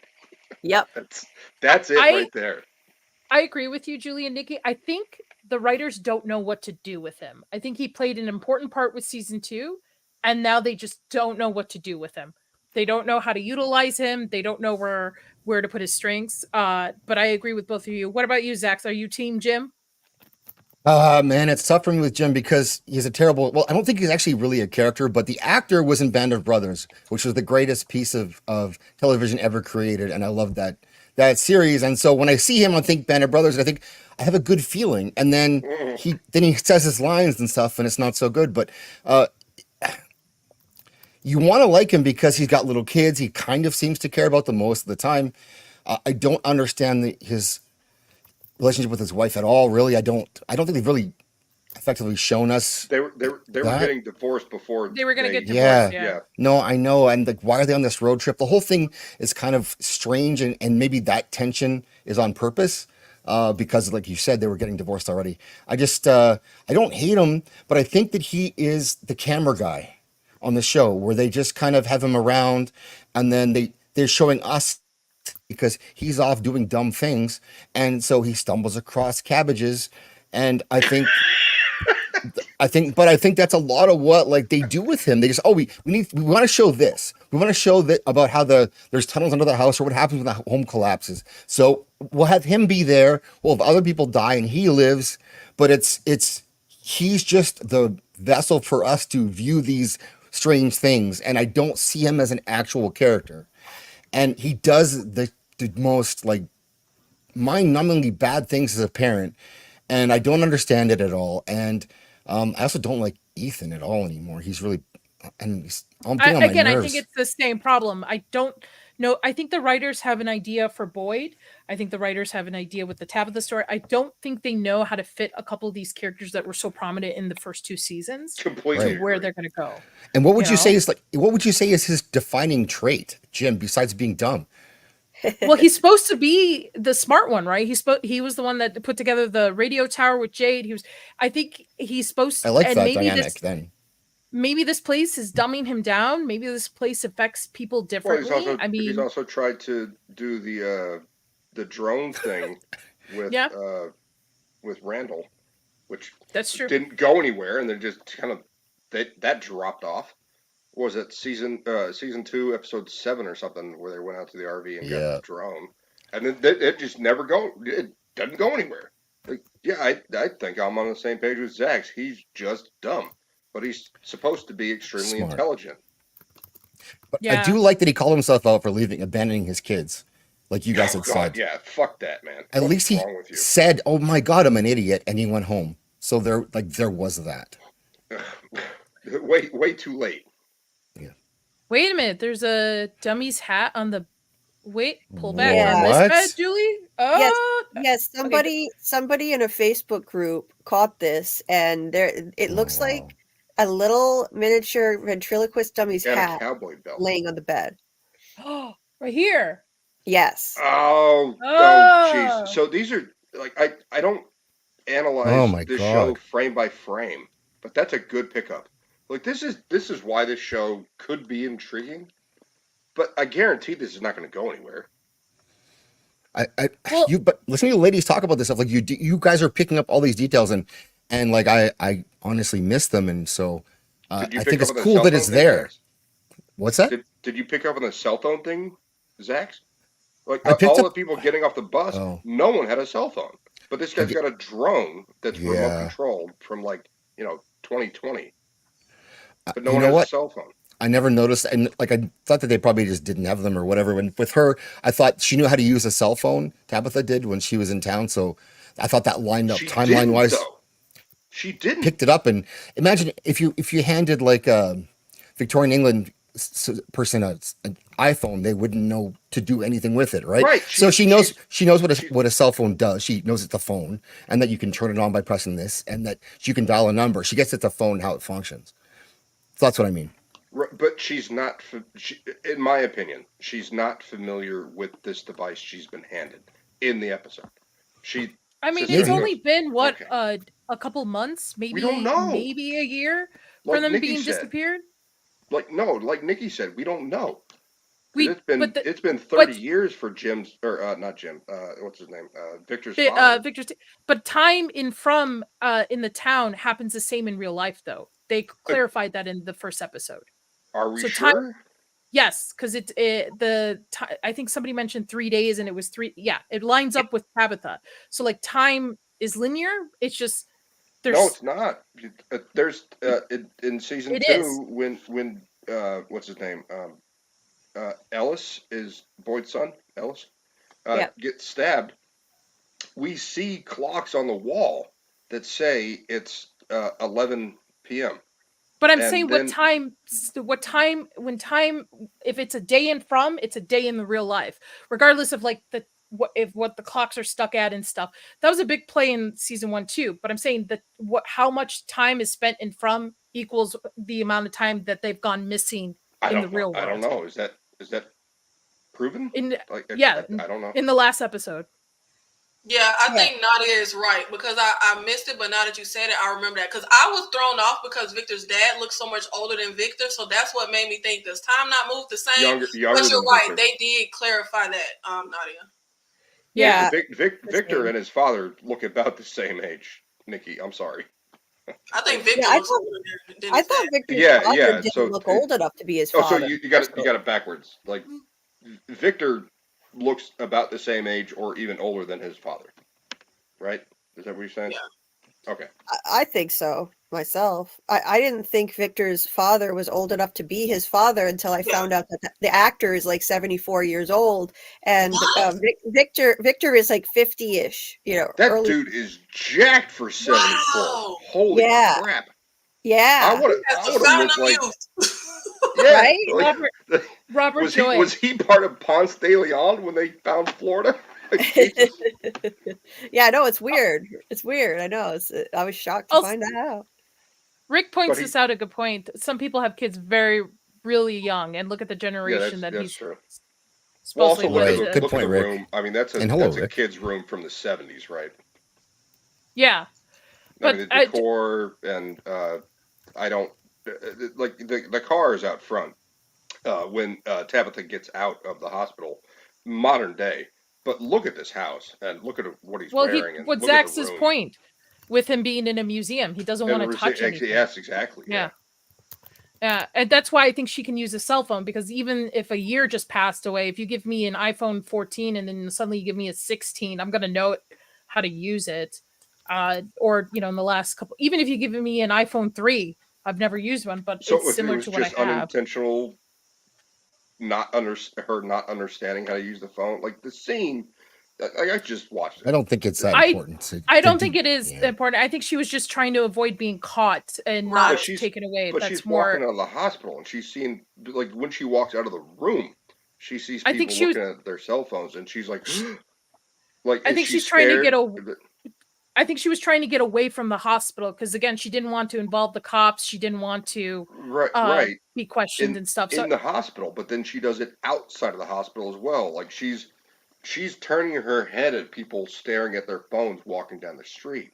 I think it's for shock. I think you're reading the scene wrong. I think you're looking at the extras using phones and you're looking at Tabitha being weird. I don't think the two are connected. I think Tabitha, like Nadia said, is being, first of all, she's shell shocked. She actually got pushed out of from, and she's also trying to keep like a low cover, and she's being weird. She's looking down. I don't think she's looking weird at the phone specifically. I think she's being weird at people, and once she gets a safe distance from the hospital, that's when she tries to ask someone to use their phones, because you keep harping on like no phones and from. I think they do have phones, but there's no point in showing cell phones in Fromville because we've already acknowledged that that stuff doesn't work. Yeah. This is the. I agree with you, Nikki. This is the scene I think we were all talking about earlier about how he's conveying his grief of losing his child. And I think this episode's great. While I don't think we move forward with a lot of our context clues, I think it's great just in a sense saying goodbye to Miss Lou, the overlap of giving hope, because I'm with you, Nikki. I think something even more devastating is going to happen, but they also need a win. They do. They didn't have really a big win last season. They didn't get very far. They need a win to kind of move the story forward. Heroes go through this journey of they have to up, down, and I think they're on a downward, and then something I think mid-season will happen will give them a win to raise the stakes into it. That's just my opinion on it. But all right, so moving on. I want to bring up another scene of Fatima. And I know this is probably going to last the last 30 minutes of our conversation, but I'm back in the team of that she is the drowned woman or the skeleton woman that Elgin is seeing. Because again, I don't, everybody calls her the drowned woman. She's not wet. I think they just referred to her because that was the first scene you saw her in. I really think this thing is probably sucking the life out of her. And I think she's going to either give birth to a night creature or something to that extent. Well, the woman that we see is not drowning. She's trying to drown Elgin. Yes, but that's why I think there's a confusion in some people's theories of it. Yep. So I'm going to go down the line. Nikki, what do you think she's going to give birth to? What is your thoughts on this scene? What do you think she's going to give birth to? Well, I felt like since the beginning, how do we know she's pregnant? Like, how do we know she's pregnant with a baby, with a human? Like, she's throwing up and all of this stuff. So, but I feel like there is something to Fatima saying, I was told in the real world I couldn't have kids.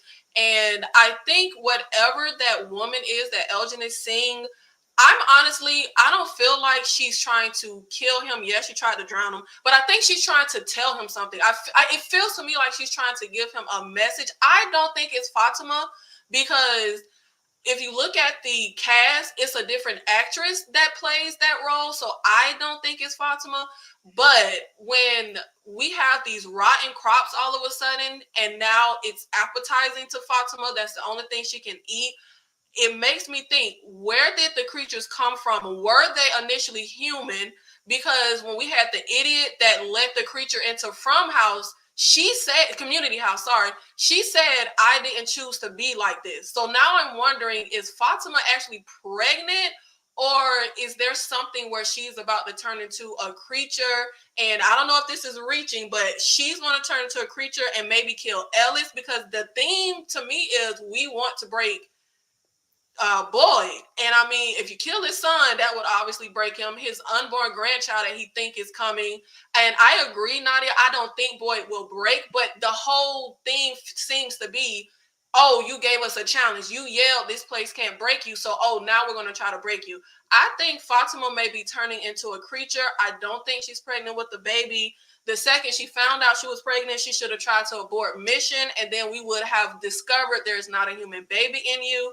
And I'm curious how she's going to interact with Ellis, because obviously you should know eating this rotten food, something is wrong. But I don't think she's the woman in the little kimono thing that Elgin is seeing. I think that's something else that's trying to tell him something.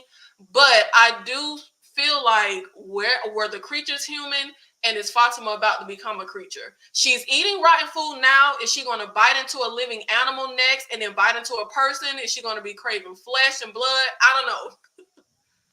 Yeah. Just remember in season 2, she took a pregnancy test.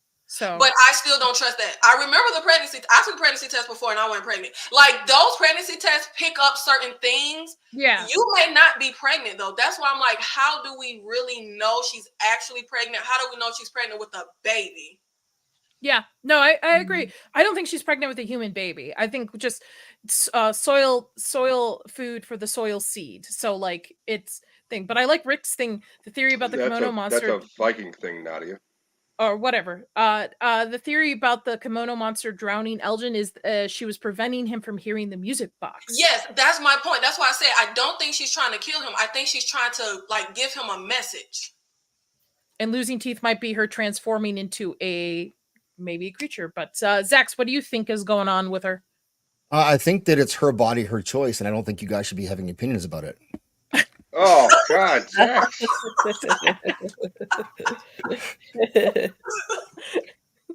Okay. All right.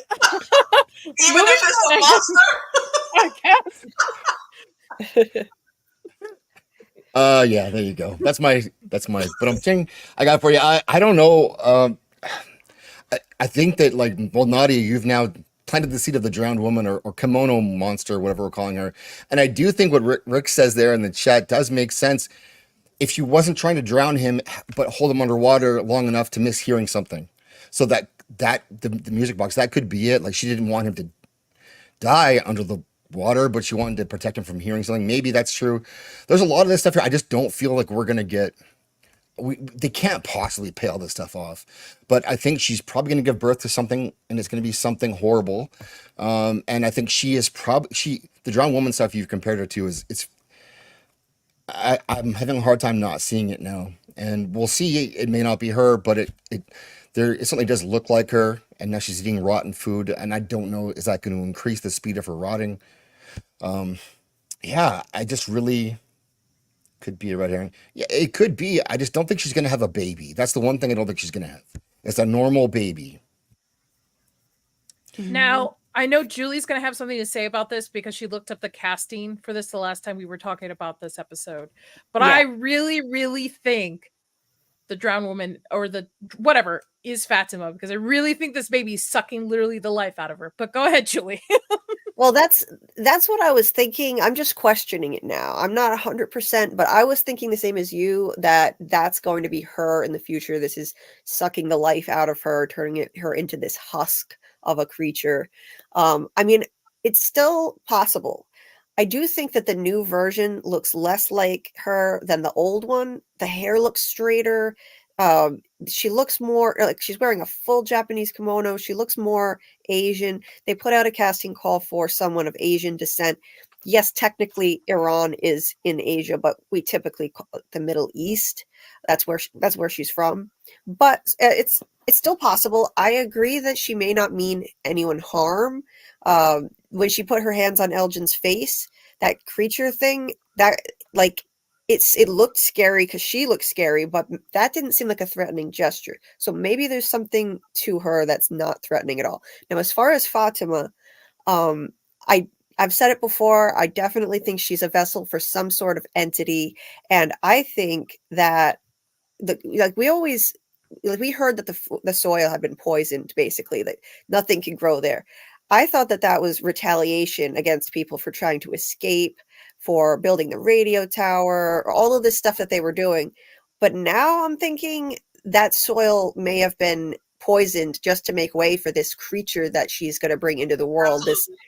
This evil entity. And now she's got all the food she can eat, all of this nasty, rotten food. And there was a really interesting scene in this episode, which jumped out at me. She was standing in front of a bathroom mirror, and she had just finished throwing up. She was just about to pull out one of her teeth, or maybe it was just before or after she did that. But she was looking in the mirror, and it's this oval mirror with a gold frame around it. And she's standing there looking really ghostly and pale, looking in the mirror. It was the exact same shot we saw of the Jasmine monster in season 1, standing in front of a mirror identical to that one with a gold frame, standing there looking all pale and gross like the creatures do. And it just made me think, maybe this is a hint that she's either turning into a creature or she's carrying one. Because this was the same exact mirror that Jasmine, it was a different room, but it was the same. I went back and looked, same mirror that Jasmine was standing in front of, just in a different room. So, yeah, I thought that was really interesting. Interesting. See, and this is why I wanted you on the show. You do the deep dives, man. You like scene by scene. Yeah, I didn't know that, what she was talking about with the oval mirror here that we see. Yeah. We have the threatening gesture that was mentioned about they're calling it the drowned woman. At no point has she looked like she's drowned. She's just, emaciated and, what do you call it? Like all of the water and salt out of her body is gone. So maybe they're calling her that. But the threatening gesture is really interesting because I hadn't thought about that. Like she's trying to block Elgin's ears from the music box when he lays down in the in the tub in the water. And hang on, let me scroll up here. What did I say? Julie was the one that said, sometimes when I'm having, a really hard time, I just lay down in the tub and I put my head underwater just up to my nose. And then Elgin did that, and the drowning lady, drown lady, whatever they want to call her, showed up. Kimono lady, I think they call her now. Kimono lady. Yeah. I don't know if it's Fatima.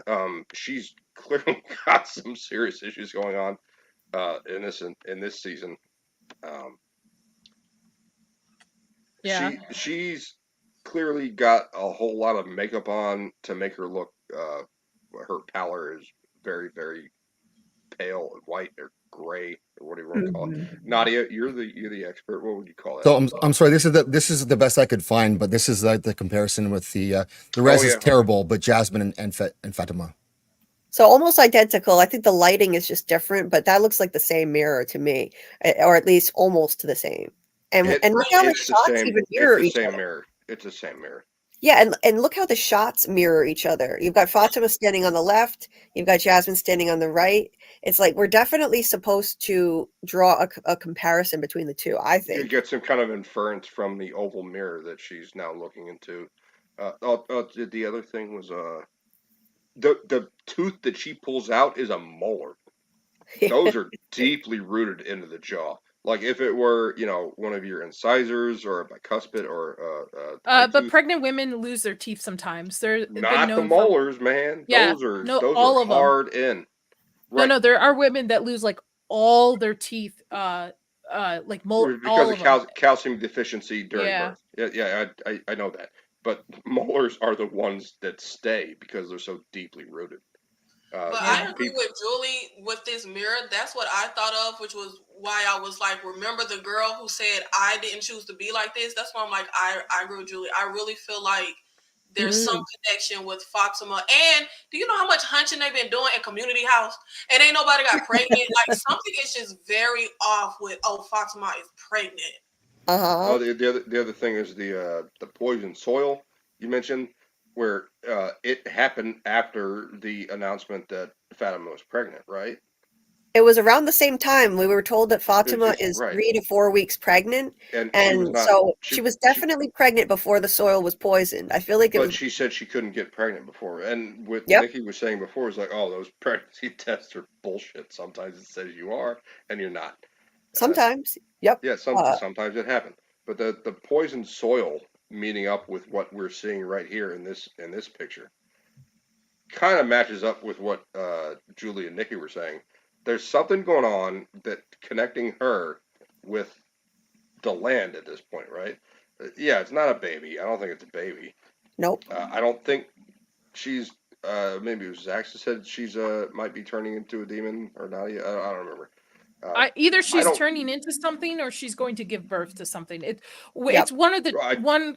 Right. It's going to be a bad time all the way around. Right, Like either way, it's going to be awful. I don't think she's turning into one of the creatures. I think could possibly give birth to something. Could be a xenomorph. Who the fuck knows? The way this writing is going. But the thing is, I think either way, Fatima's not going to survive whatever happens. And that could be another way to break Boyd, because if he sees his son, how would this affect Ellis? What would Ellis do at this point if he loses the one person that he cherishes the most? Like there's potential that the way they're going to destroy, it's like 3D chess, just like playing different levels of it for it. I didn't get to finish my thought, but let's move on to that. That's the side by side of these two characters. The what ground. does everyone think about Ellis? Kimono It's woman. very similar. Fatima. Yeah. Yeah. I feel like it's That's the same kimono almost, right? No, not Almost. Well, Almost. It's very close. That's not her natural hair. Blood. Nikki, Julie, Nadia, tell me that's her natural fucking hair. On which one? On the one on the right. Yeah. That bitch Middle got Eastern curlers, women man. have hair like that's how Middle Eastern women's hair are. Look at how pretty 100%. that is. That is. It literally looks like her real hair. That's her real hair. By the way, that's the same kimono, because if you guys are comparing the shoulder, I'm not that's saying blood. it's not her. I'm sorry. I'm not saying it's not her real hair. I'm saying it's been treated.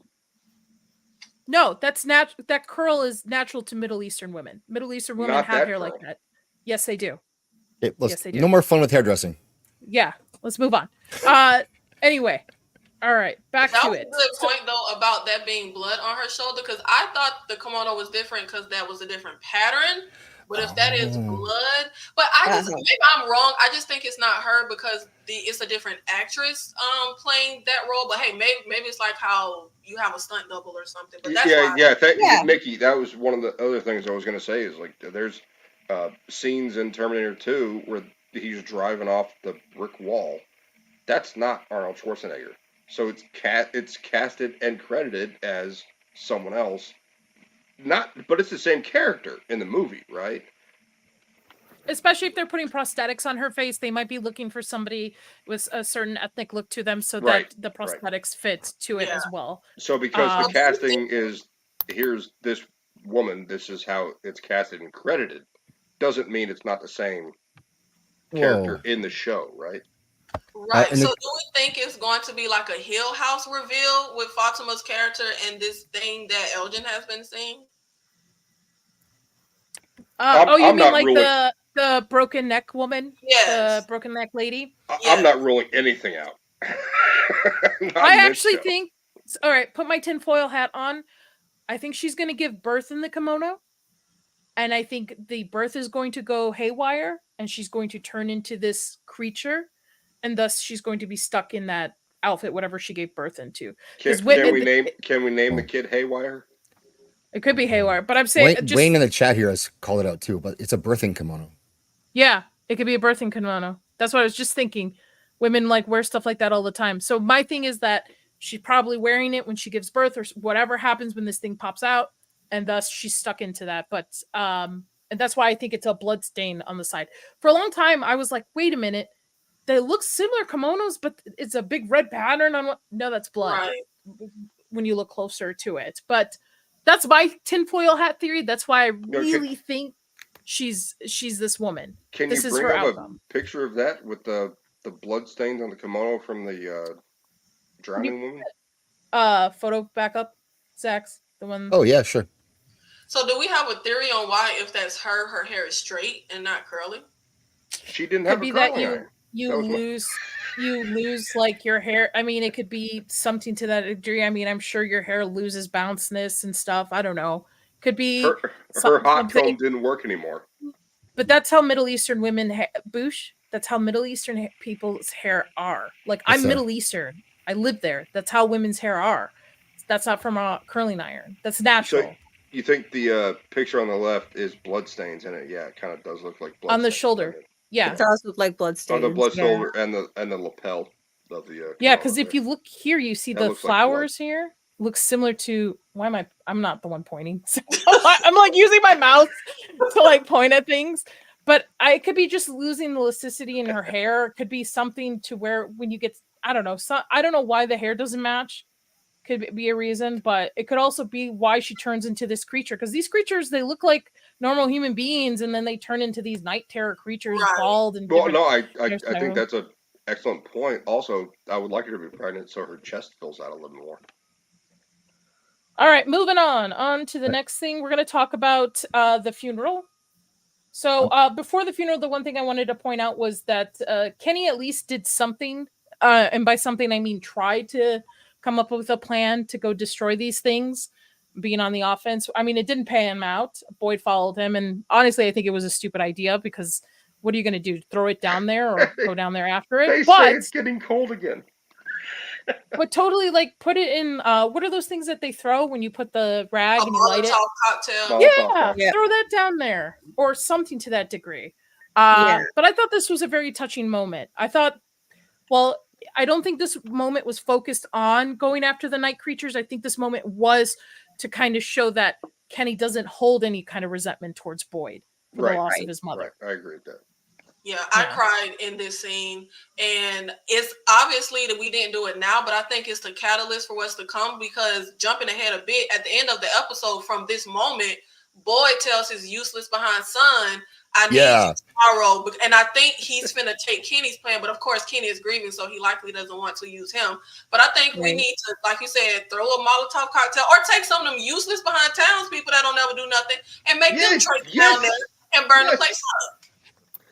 Well, that was one of the questions I wanted for the panel was, what do you think about Ellis?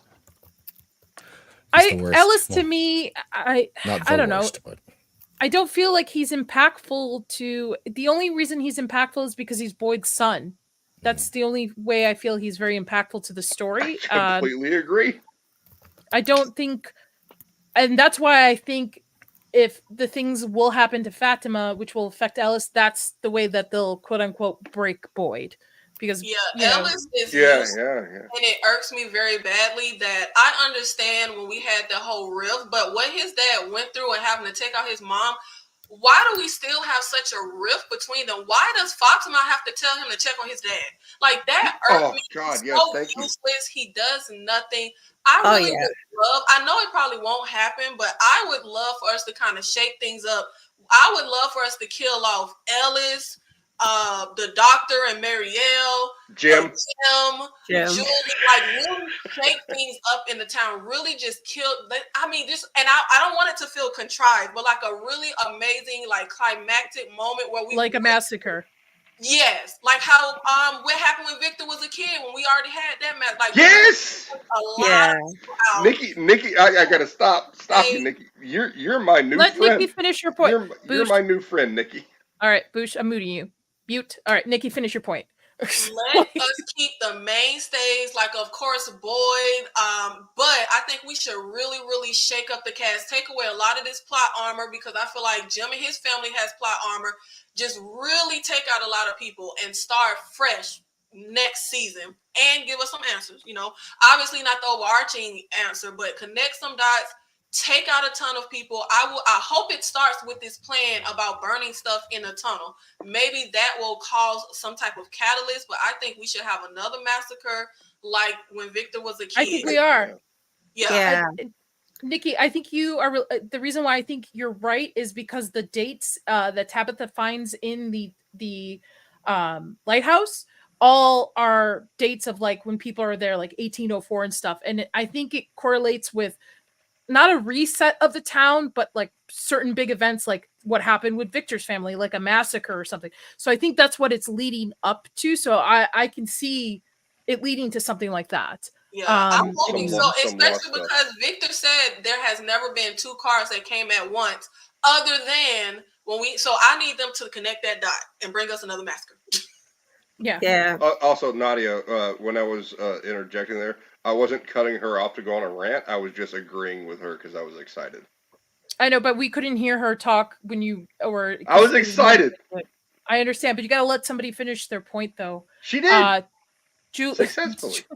Julie, what about you? Because you're the one that does frame by frame. Am I wrong on the fact that the dates matter and like something happening? I just an idea.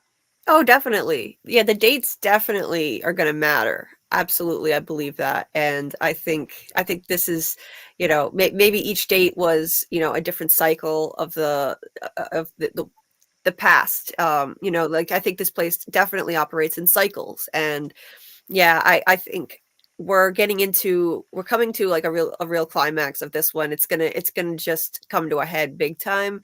And one of the showrunners, I think it was Jeff Pinkner, said a few of our most beloved characters won't make it out of this season. So a few suggests more than two. A few, to me, that could be three. It could even be more. And I'm just hoping that they're overestimating how much we love certain characters. I hope they think we love Jim and take him out. Because I don't want any more Tien Shen type people to go. Like, take out some of the people we don't even care for, please. Like, I wouldn't mind Ellis going either. I think Ellis is useless. And yeah, like Ellis, yelling at his father when he came back from the woods in season 2, like, because he didn't find answers. Well, then get up off your ass and go out there and do it yourself. Yes. Ellis pisses me off. So we're gonna see, I think, another massacre this season. In one of the episode descriptions, it says there's a tragedy. So that's like episode 7 or 8, and so there's gonna be something big that happens, and we need something. Fatima. Yeah, I think it's Fatima leading to Ellis. Yeah, I think Fatima's not going to make it. Fatima's not. I love. Bush, I see that you raised your hand. Yes. Go ahead. I love Julie's take on it. They are killing our favorite characters. Father Khatri, the bartender, what's his name? Paul. I love both of those guys, and then they killed Mrs. Liu. These are our favorite characters, and they're keeping the quote-unquote main characters who are basically secondary because they only relate to the characters that are still alive that we care about, like Jade or Boyd, or like Jim needs to go. I'm with Nikki on that.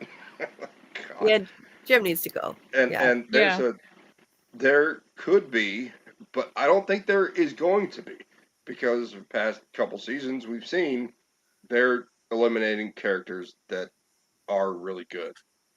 And they tried to kill Ellis, and Ellis survived.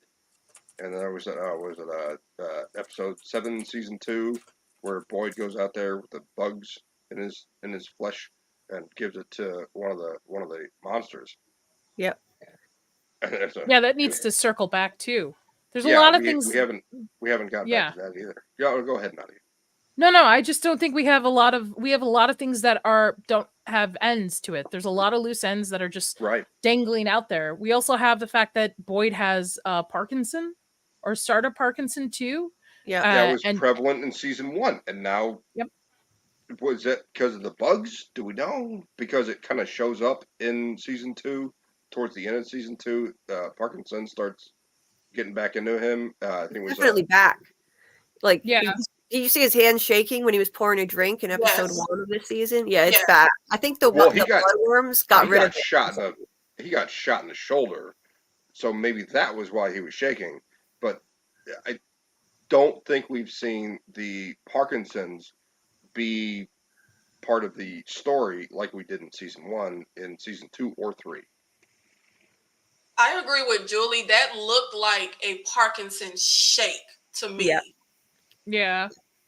Yeah, I think it's back. I think bloodworms just got shot in the shoulder with a shotgun, right? But it was always that specific symptom that was bothering him in the past. It was always that shaking hand, and so I think it's back. I think the bloodworm thing temporarily got rid of the symptoms, because he said, "My hands aren't shaking anymore." In season 2, he said, "But I've got these worms under my skin." Right. But now the worms are gone. Yeah, I think the thing is the Parkinson's is back. Yeah. Because I think it's not I think it's not the hand that's shaking that is shot, though. I think it's the other hand in that scene. I don't think it's the arm that's shot. It's his left arm that's shot. Yeah, but I think I also love that scene when I can't remember the character's name because I don't care. But the one that lost his girlfriend to the cicadas and like she was ripped open. Reggie. Reggie, yeah. Yeah, and Reggie comes and shoots him with a shotgun, and Boyd he gets shot, spins around, and blows 3 rounds into the dude. I love that scene. It's like, yeah, Marine! That's my boy. Yeah. I was on top of that. So the tail end of this episode... Mrs. Lou died. The tail end of this episode is Mrs. Lou's funeral with a voiceover by Victor's father talking about... Is it Victor's father, I think? The Hope? Yes. Yes. Yeah, Hope. I saw it Sunday, so excuse me. And then we get... Is his name Henry? I think someone in the chat said. Henry, yep. Henry, yeah. And then we get the reveal, which I think a lot of people saw this coming anyway because it was in the trailer for season 3 as well. Yeah. People breaking it down of the different paintings in the basement from Victor's mother after she goes on some kind of drug trip and then starts to hallucinate and see these things in her dreams. I have to interrupt. Sorry, Nadia. You're fine. Was it Victor or was it Eloise drawing the pictures that their mother saw? These paintings are done by his mother. Right, the paintings are done by the mother, but not all of the drawings, but a bunch of the crayon stuff that was drawn earlier was from Eloise, not Victor, because they opened the trunk in season 2, right? And Victor's like, I didn't do this. I didn't do this. And then he remembers that Eloise was in the basement or cellar or whatever we're going to call it when the mother leaves them there, right? Mm-hmm. It was not Victor, the one drawing in crayon. It was Eloise, the sister, who presumably died because she left the cellar to go chase after Victor's mother. Right. That's right. That's true. Yeah. We don't get a lot of Eloise in the in this we get context clues about his sister, but we don't get a full grasp of like her experience. I would be interested to see if we get any more flashbacks with her included. Yeah. Well, we didn't know she existed until episode 8 of season 2.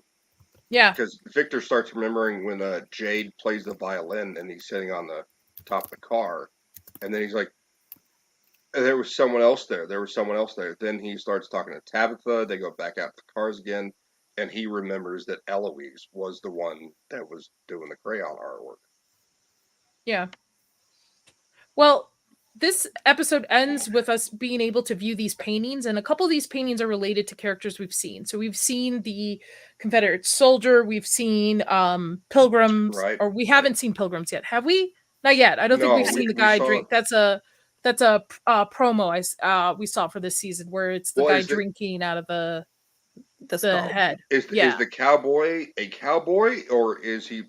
This is one of the things I forgot to bring up a lot earlier at the start of the show. Was all of the creatures are from post-World War II, but before the 70s. So it's like 50s and 60s era clothing and cars, all of them. And cowboy could just...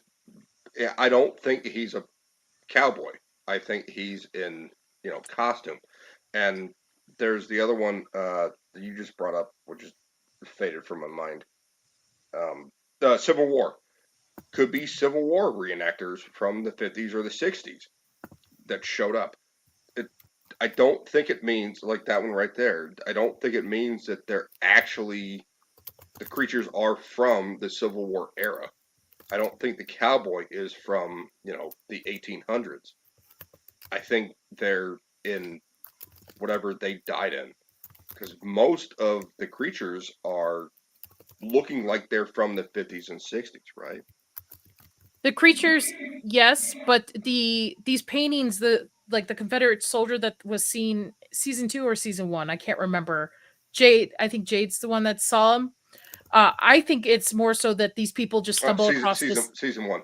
Yeah, these people just stumble across these town and just get stuck in there. So think you're a Confederate soldier, you're stuck in this town. Maybe the monsters change every couple of years too, because I think the dates that are in the lighthouse correlate with a lot of the things that happen with each Could be. cycle Could be. with it. But good points are being brought up in the chat. Somebody said that they think the man in yellow is the what's it called? I can't say this fucking word. Well, Jana said this show is more entertaining if you've never seen it. But what do we all think the painting, like some of these paintings, yes, they're like the diner, they're certain characters we've seen, certain scenes, but what do we think overall about this? I'll let you go first, Nikki. Well, I watched as a viewer the way I like to watch this show. Like, I don't like to watch previews for movies or anything. So I didn't see any trailers. So this moment felt really huge to me. I didn't know this moment was coming. I didn't see any trailers for it. And this is what made me excited. After season 2 ended, I said I was not watching the show again because I was so frustrated. So this got me really excited that dots were about to connect, because a lot of the things that were bugging me that never connected was, for example, Jade with the visions he had by the tree, and we get to see that in the painting. So I got super excited when we got this scene, and I actually thought this moment was phenomenal. The voiceover and that monologue at the same time as the funeral, I just felt like it was so well done. It was so amazing. It really hit home. And just in the monologue with Victor's dad, I know his name is Henry, but I like to call him Victor's dad. With Victor's dad being like, when people in this town and they're stuck and they lose hope, and when there's no hope to hold on to, they hold on to each other. I feel like that is just so relevant and feeds into me feeling like, okay, there's some devastation happening.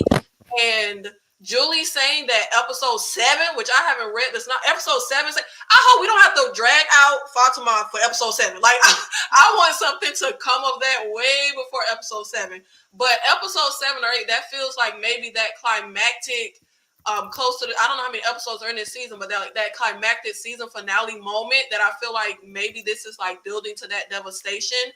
But this funeral, 10 episodes in the season. This funeral is just very leading back. And one thing that I don't think we touched on was Victor wasn't at the funeral, and the last time we see Victor is when he's upset and he tells Ethan, I have to go.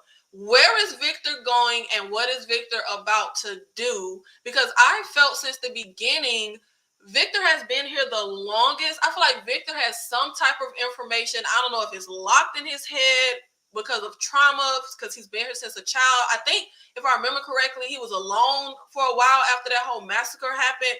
But yep. I'm very curious to know, Victor was not at this funeral. And the last time we saw him, he said, I have to go. Where is Victor going? What is Victor doing? I can't stand Ellis. And when his dad is like, meet me tomorrow, Ellis was looking like, I got to go play in that watering hole. Like, I have other stuff to do. I don't want to meet you. I can't stand Ellis. But I will be very curious to see, is Ellis going to finally step up? Are we going to make his character useful? Because Boyd now has this plan from Kenny saying, we know the monsters are down there, let's burn them. So I love this scene though. I love that voiceover, that monologue, the funeral. I felt like it was very My Girl when she went to go put the glasses on Thomas' coffin, the way Ethan takes the blanket and lays it on T-Chin. I know like some other people felt like we really dragged out her death, but I enjoyed it because I really like that character. The grief that happens in this episode, I really enjoyed. And I'm sorry I can't remember your name, but when you said something about Kenny yelling like his mom outside, I haven't lost a parent, but I felt like that felt like very real grief. Like he's in disbelief. Like he wants her to come out of the house. So I like how we had this whole episode of like this grief of losing T-Chin, and I think it's going to build up to something even more devastating. Yeah. Yeah, I agree. Sorry for if my screen looked weird. My mouse died, so I was trying to find the plug to plug it. You always look weird. I know. Zex, what about you? You know what? Might as well go around kind of final thoughts on it. Nikki, I love your approach to it, and I agree with you on the Kenny thing. Like he's in shock with the grief. I still don't like Kenny, but I can understand where he's coming from. Zex, your final thoughts on this episode? I didn't realize that Victor wasn't at the funeral, so that's a great catch, and that does have some more wheels turning, so that's something else to think about. I like the episode quite a bit. I thought it was bringing the key players, sort of, I felt anyways, like to bring the key players that I do like back together, and so I thought that was, okay, interesting, Hector. I thought that was a good result of the show. Victor's dad I liked quite a bit, and I thought that was interesting information. And yeah, you're right at the end that funeral sequence was fantastic, and I think that might be one of the first times, or maybe a few times they've put that much effort into those transitioning scenes where they're mirroring each other, and they did that throughout the episode, and I quite enjoyed that. I think they did that episode 1 as well a little bit, and I thought that was they're putting it shows me they're putting thought into it, and in the show itself the characters are actually talking to each other about what's going on, which is a leap forward from season 2 where they just do stuff and no one talks and everything's a misunderstanding. I think this is stepping forward in that direction for Kenny. I just think this was his chance to be a man. I know that's a term, but step up. It's horrible to have to bury your parents. I understand his grief. It's just, I think that I'd like to see him be a leader now. He's lost both of his parents. Step up and be a leader, and that's just not a good way to start that. And I thought he was doing that episode 1 when he was like, "Hey, I'll go with you to gym because you'll die if I don't." And that was offering to help out of nowhere, and it was actually a great idea, and it did work. And I thought they're going to keep him growing, but now if he's being knocked back after his mom and he's going to be sulking and stuff, it's I just don't like what they've done with the character. I understand if you lose a parent, it's grief. I just think for me, he's not moving forward as you should. And unfortunately, like I know I will have to eventually read my parents' funerals and speak and not be screaming for them to show up. I know they're not coming. So. Yeah. Oh, that's one thing we didn't cover too, is the fact that Jim got that phone call, which I think is just them playing with him. I think this is just toying overall with him. I agree. So I liked it. I think I've liked both episodes this season. I guess they haven't brought things up enough, but I'm enjoying it. And with you guys now, I'm picking up a lot more just from being on this show right now. So that helps quite a bit. And I have to look for more Easter eggs now going forward. Yeah. I agree with you on that, Zax. And Julie, master of Easter eggs. What did you think of this final episode with the paintings and then Jim and stuff like that? Oh, the paintings, that scene was the highlight of the whole thing for me. The paintings and the monologue that Henry gave.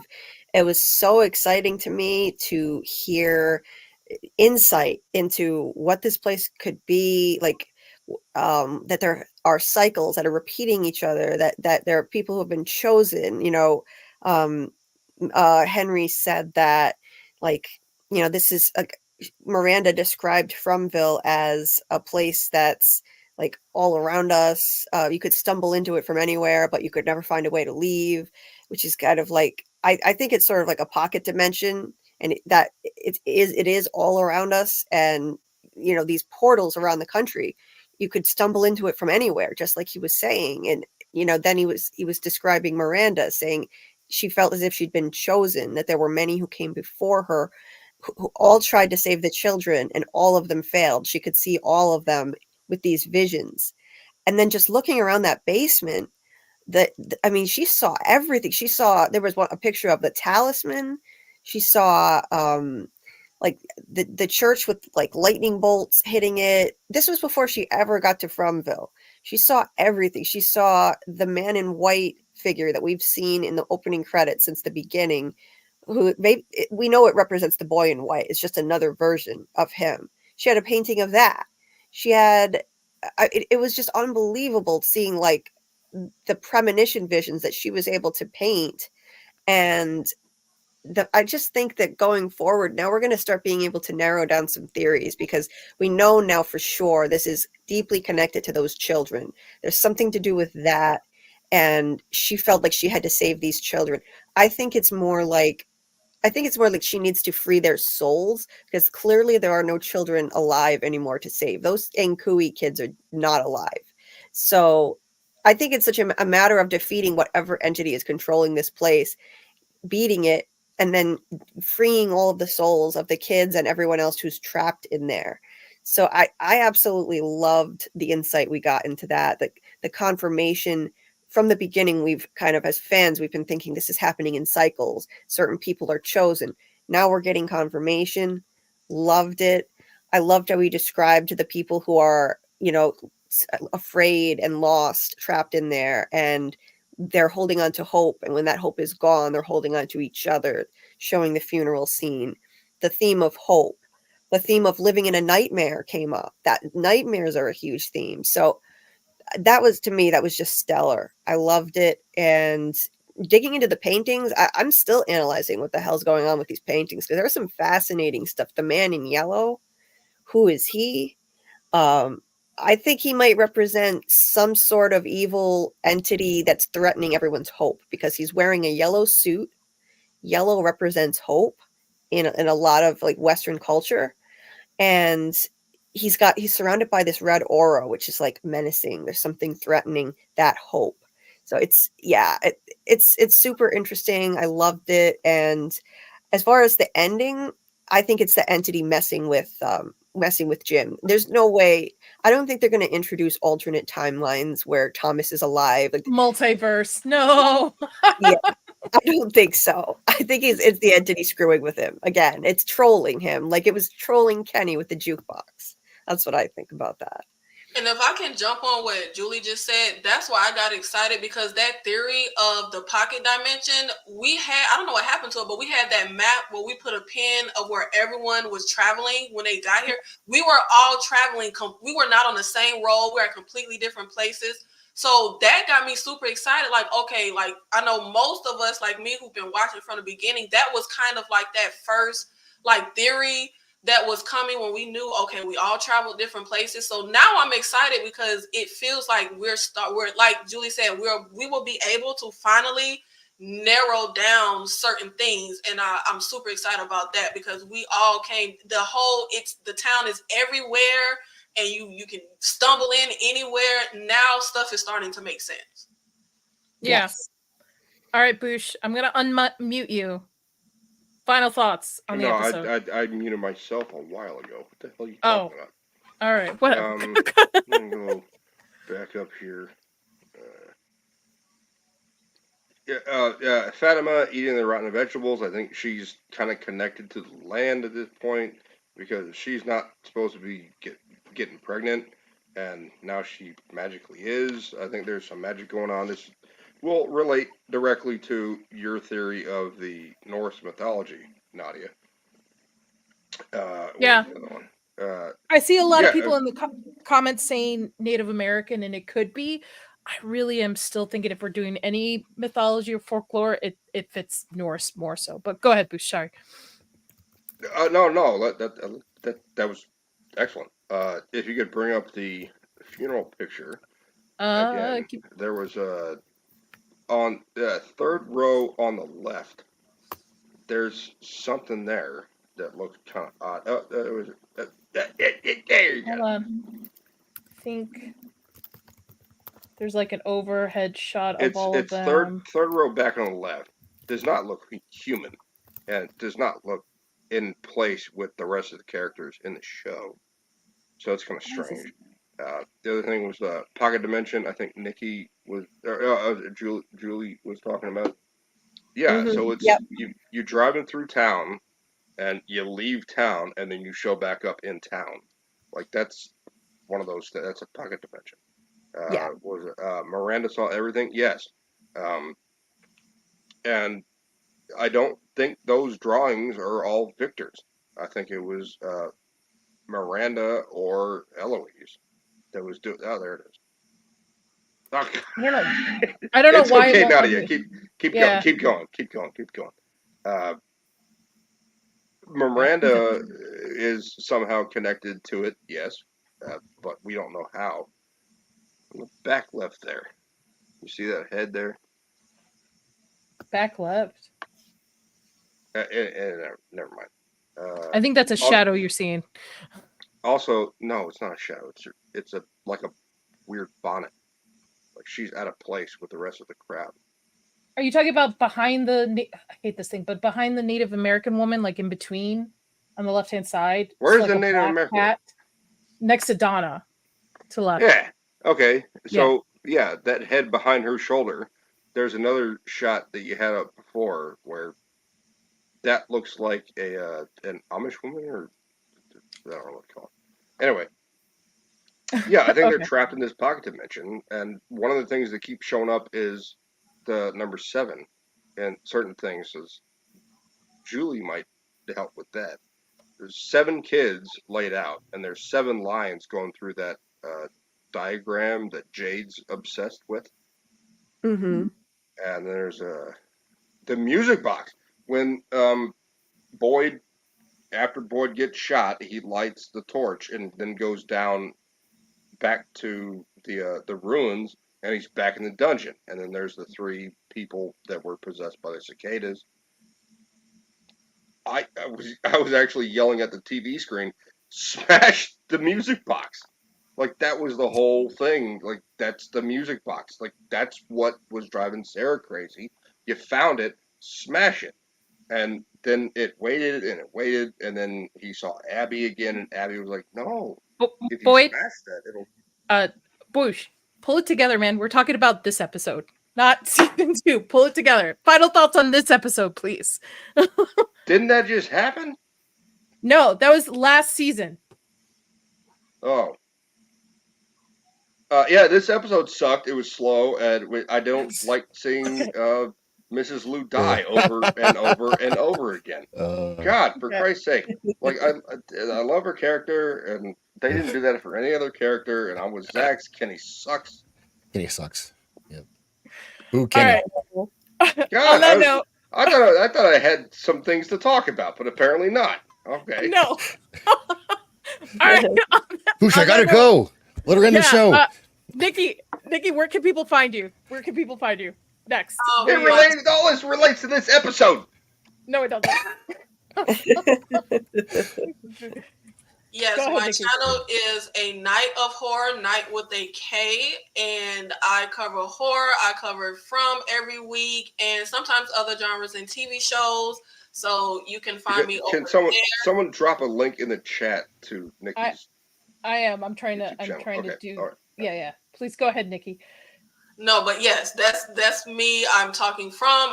This is my third go round talking from. I'm talking the latest horror movies. Tier list is all horror, and it's also, some other genres and TV shows as well. But I'm giving you recaps and breakdowns of movies and TV shows and other commentary on them. And thank you, Nadia, for having me on your panel. This was very fun talking from with other people. I thought since I wasn't such a nerd like Nadia, but it seems like my theories are pretty on par with the From Queen Julie. So I feel like, okay, my brain ain't as small as I thought. I got some good little theories in there. So I'm excited. I love these first 2 episodes. I love this episode. I really enjoyed it. And I got hope that things are about to start coming together. Yeah. Nikki, you are always invited back. So if you would like to come back next week, you're more than welcome to. So you always have an open invite. Zax, where are you going to be next? And I did see your thing. I'm working on that right now. Circle of Jerks tomorrow night is a show that I host with some buddies, and more of a comedy show. And I think we're on tomorrow night. And my regular show is Wednesday, What's Good Wednesday. Talk about good stuff, or sometimes it's What If Wednesday. We talked about stuff like what if Star Trek never happened, and we look through how that would have affected other fiction and stories going forward, and the industry itself. So it was a great episode. Been doing this stuff for a while. Enjoy it. Thanks for having me on. Nadia, I've been wanting to talk about From for years, and now I have a place to do it. So appreciate you. I'm glad I found people that are interested in this show. That's because I feel like it's a show that nobody really talks about, but everybody should be watching. Julie, where are you next? I'm going to drop your link in the chat as well. Absolutely. And just let me say, Nikki, you don't do yourself justice. You have great ideas and theories. Yes. Thank you. It's been a pleasure hearing what you have to say. Really, like you have interesting points and interesting insights. So my channel is Julie B Deep Dives. I'm a pretty new channel, only about maybe close to a month old now, but I just dove in head first. I do live streams twice a week, every Thursday night around 9 or 10 p.m. Eastern, and then either Tuesdays or Wednesday nights around the same time also. And I tend to be on for quite a few hours. I'm trying to cut back, maybe just 4 hours max. But I'm hooked on talking about this show, and I release theory videos and episode reviews for From every week. So I do like three videos a week, breaking down the episode and coming and just like giving my theories and ideas about the show. It's I'm still learning, so like my stuff isn't super fancy yet. I'm still learning how to add video clips and music and stuff, but I just love sharing my ideas. So thank you so much for having me on. I really enjoyed this conversation. It's so much fun to have people to talk to about this show. I watched the first 2 seasons by myself.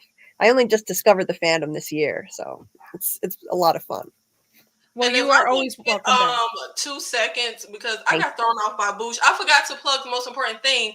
Every Saturday, 5 p.m. Central, I have my live horror panel. Oh, did I throw you off?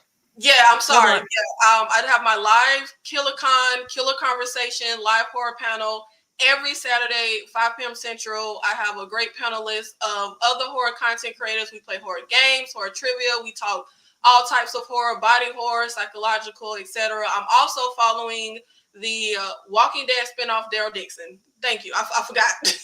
No, and I've been on that stream a couple of times. Nikki's always a great time. Always great to talk to other horror content creators. Thank you for taking me into the fold, because you were one of the first few horror content creators. So, Boosh, I'm gonna drop your tweet, your X link. No, don't do that. Okay. Are you going to be on anything next? If Zax is doing Circle of Jerks, I'll be in the chat there. I just got a new internet account, still kind of ISP, still trying to work out the bugs on that because it's in contract. It's supposed to be 35 megabytes per second upload speed, guaranteed in the contract, but now they're, oh, well, you could get, 75 if you upgrade. Like, no, give me the 35 so I can stream again. So this is a whole fucking argument about that. So that's focus, Boosh, focus. Yeah. He's asking me what's going on. I'm telling you what's going on. Yeah, Nikki, I love you to death. That was you had 2 solid rants that I just right on the same page with. It's amazing. Julie, yeah, I think Nadia said it correct. You are the dumb queen. We all want to get going. Boosh, wrap it up, man. All right. Well, thank you. On that note, thank you everybody for tuning in. Thanks, Nadia. Follow everybody. See you guys later. Bye. Bye-bye.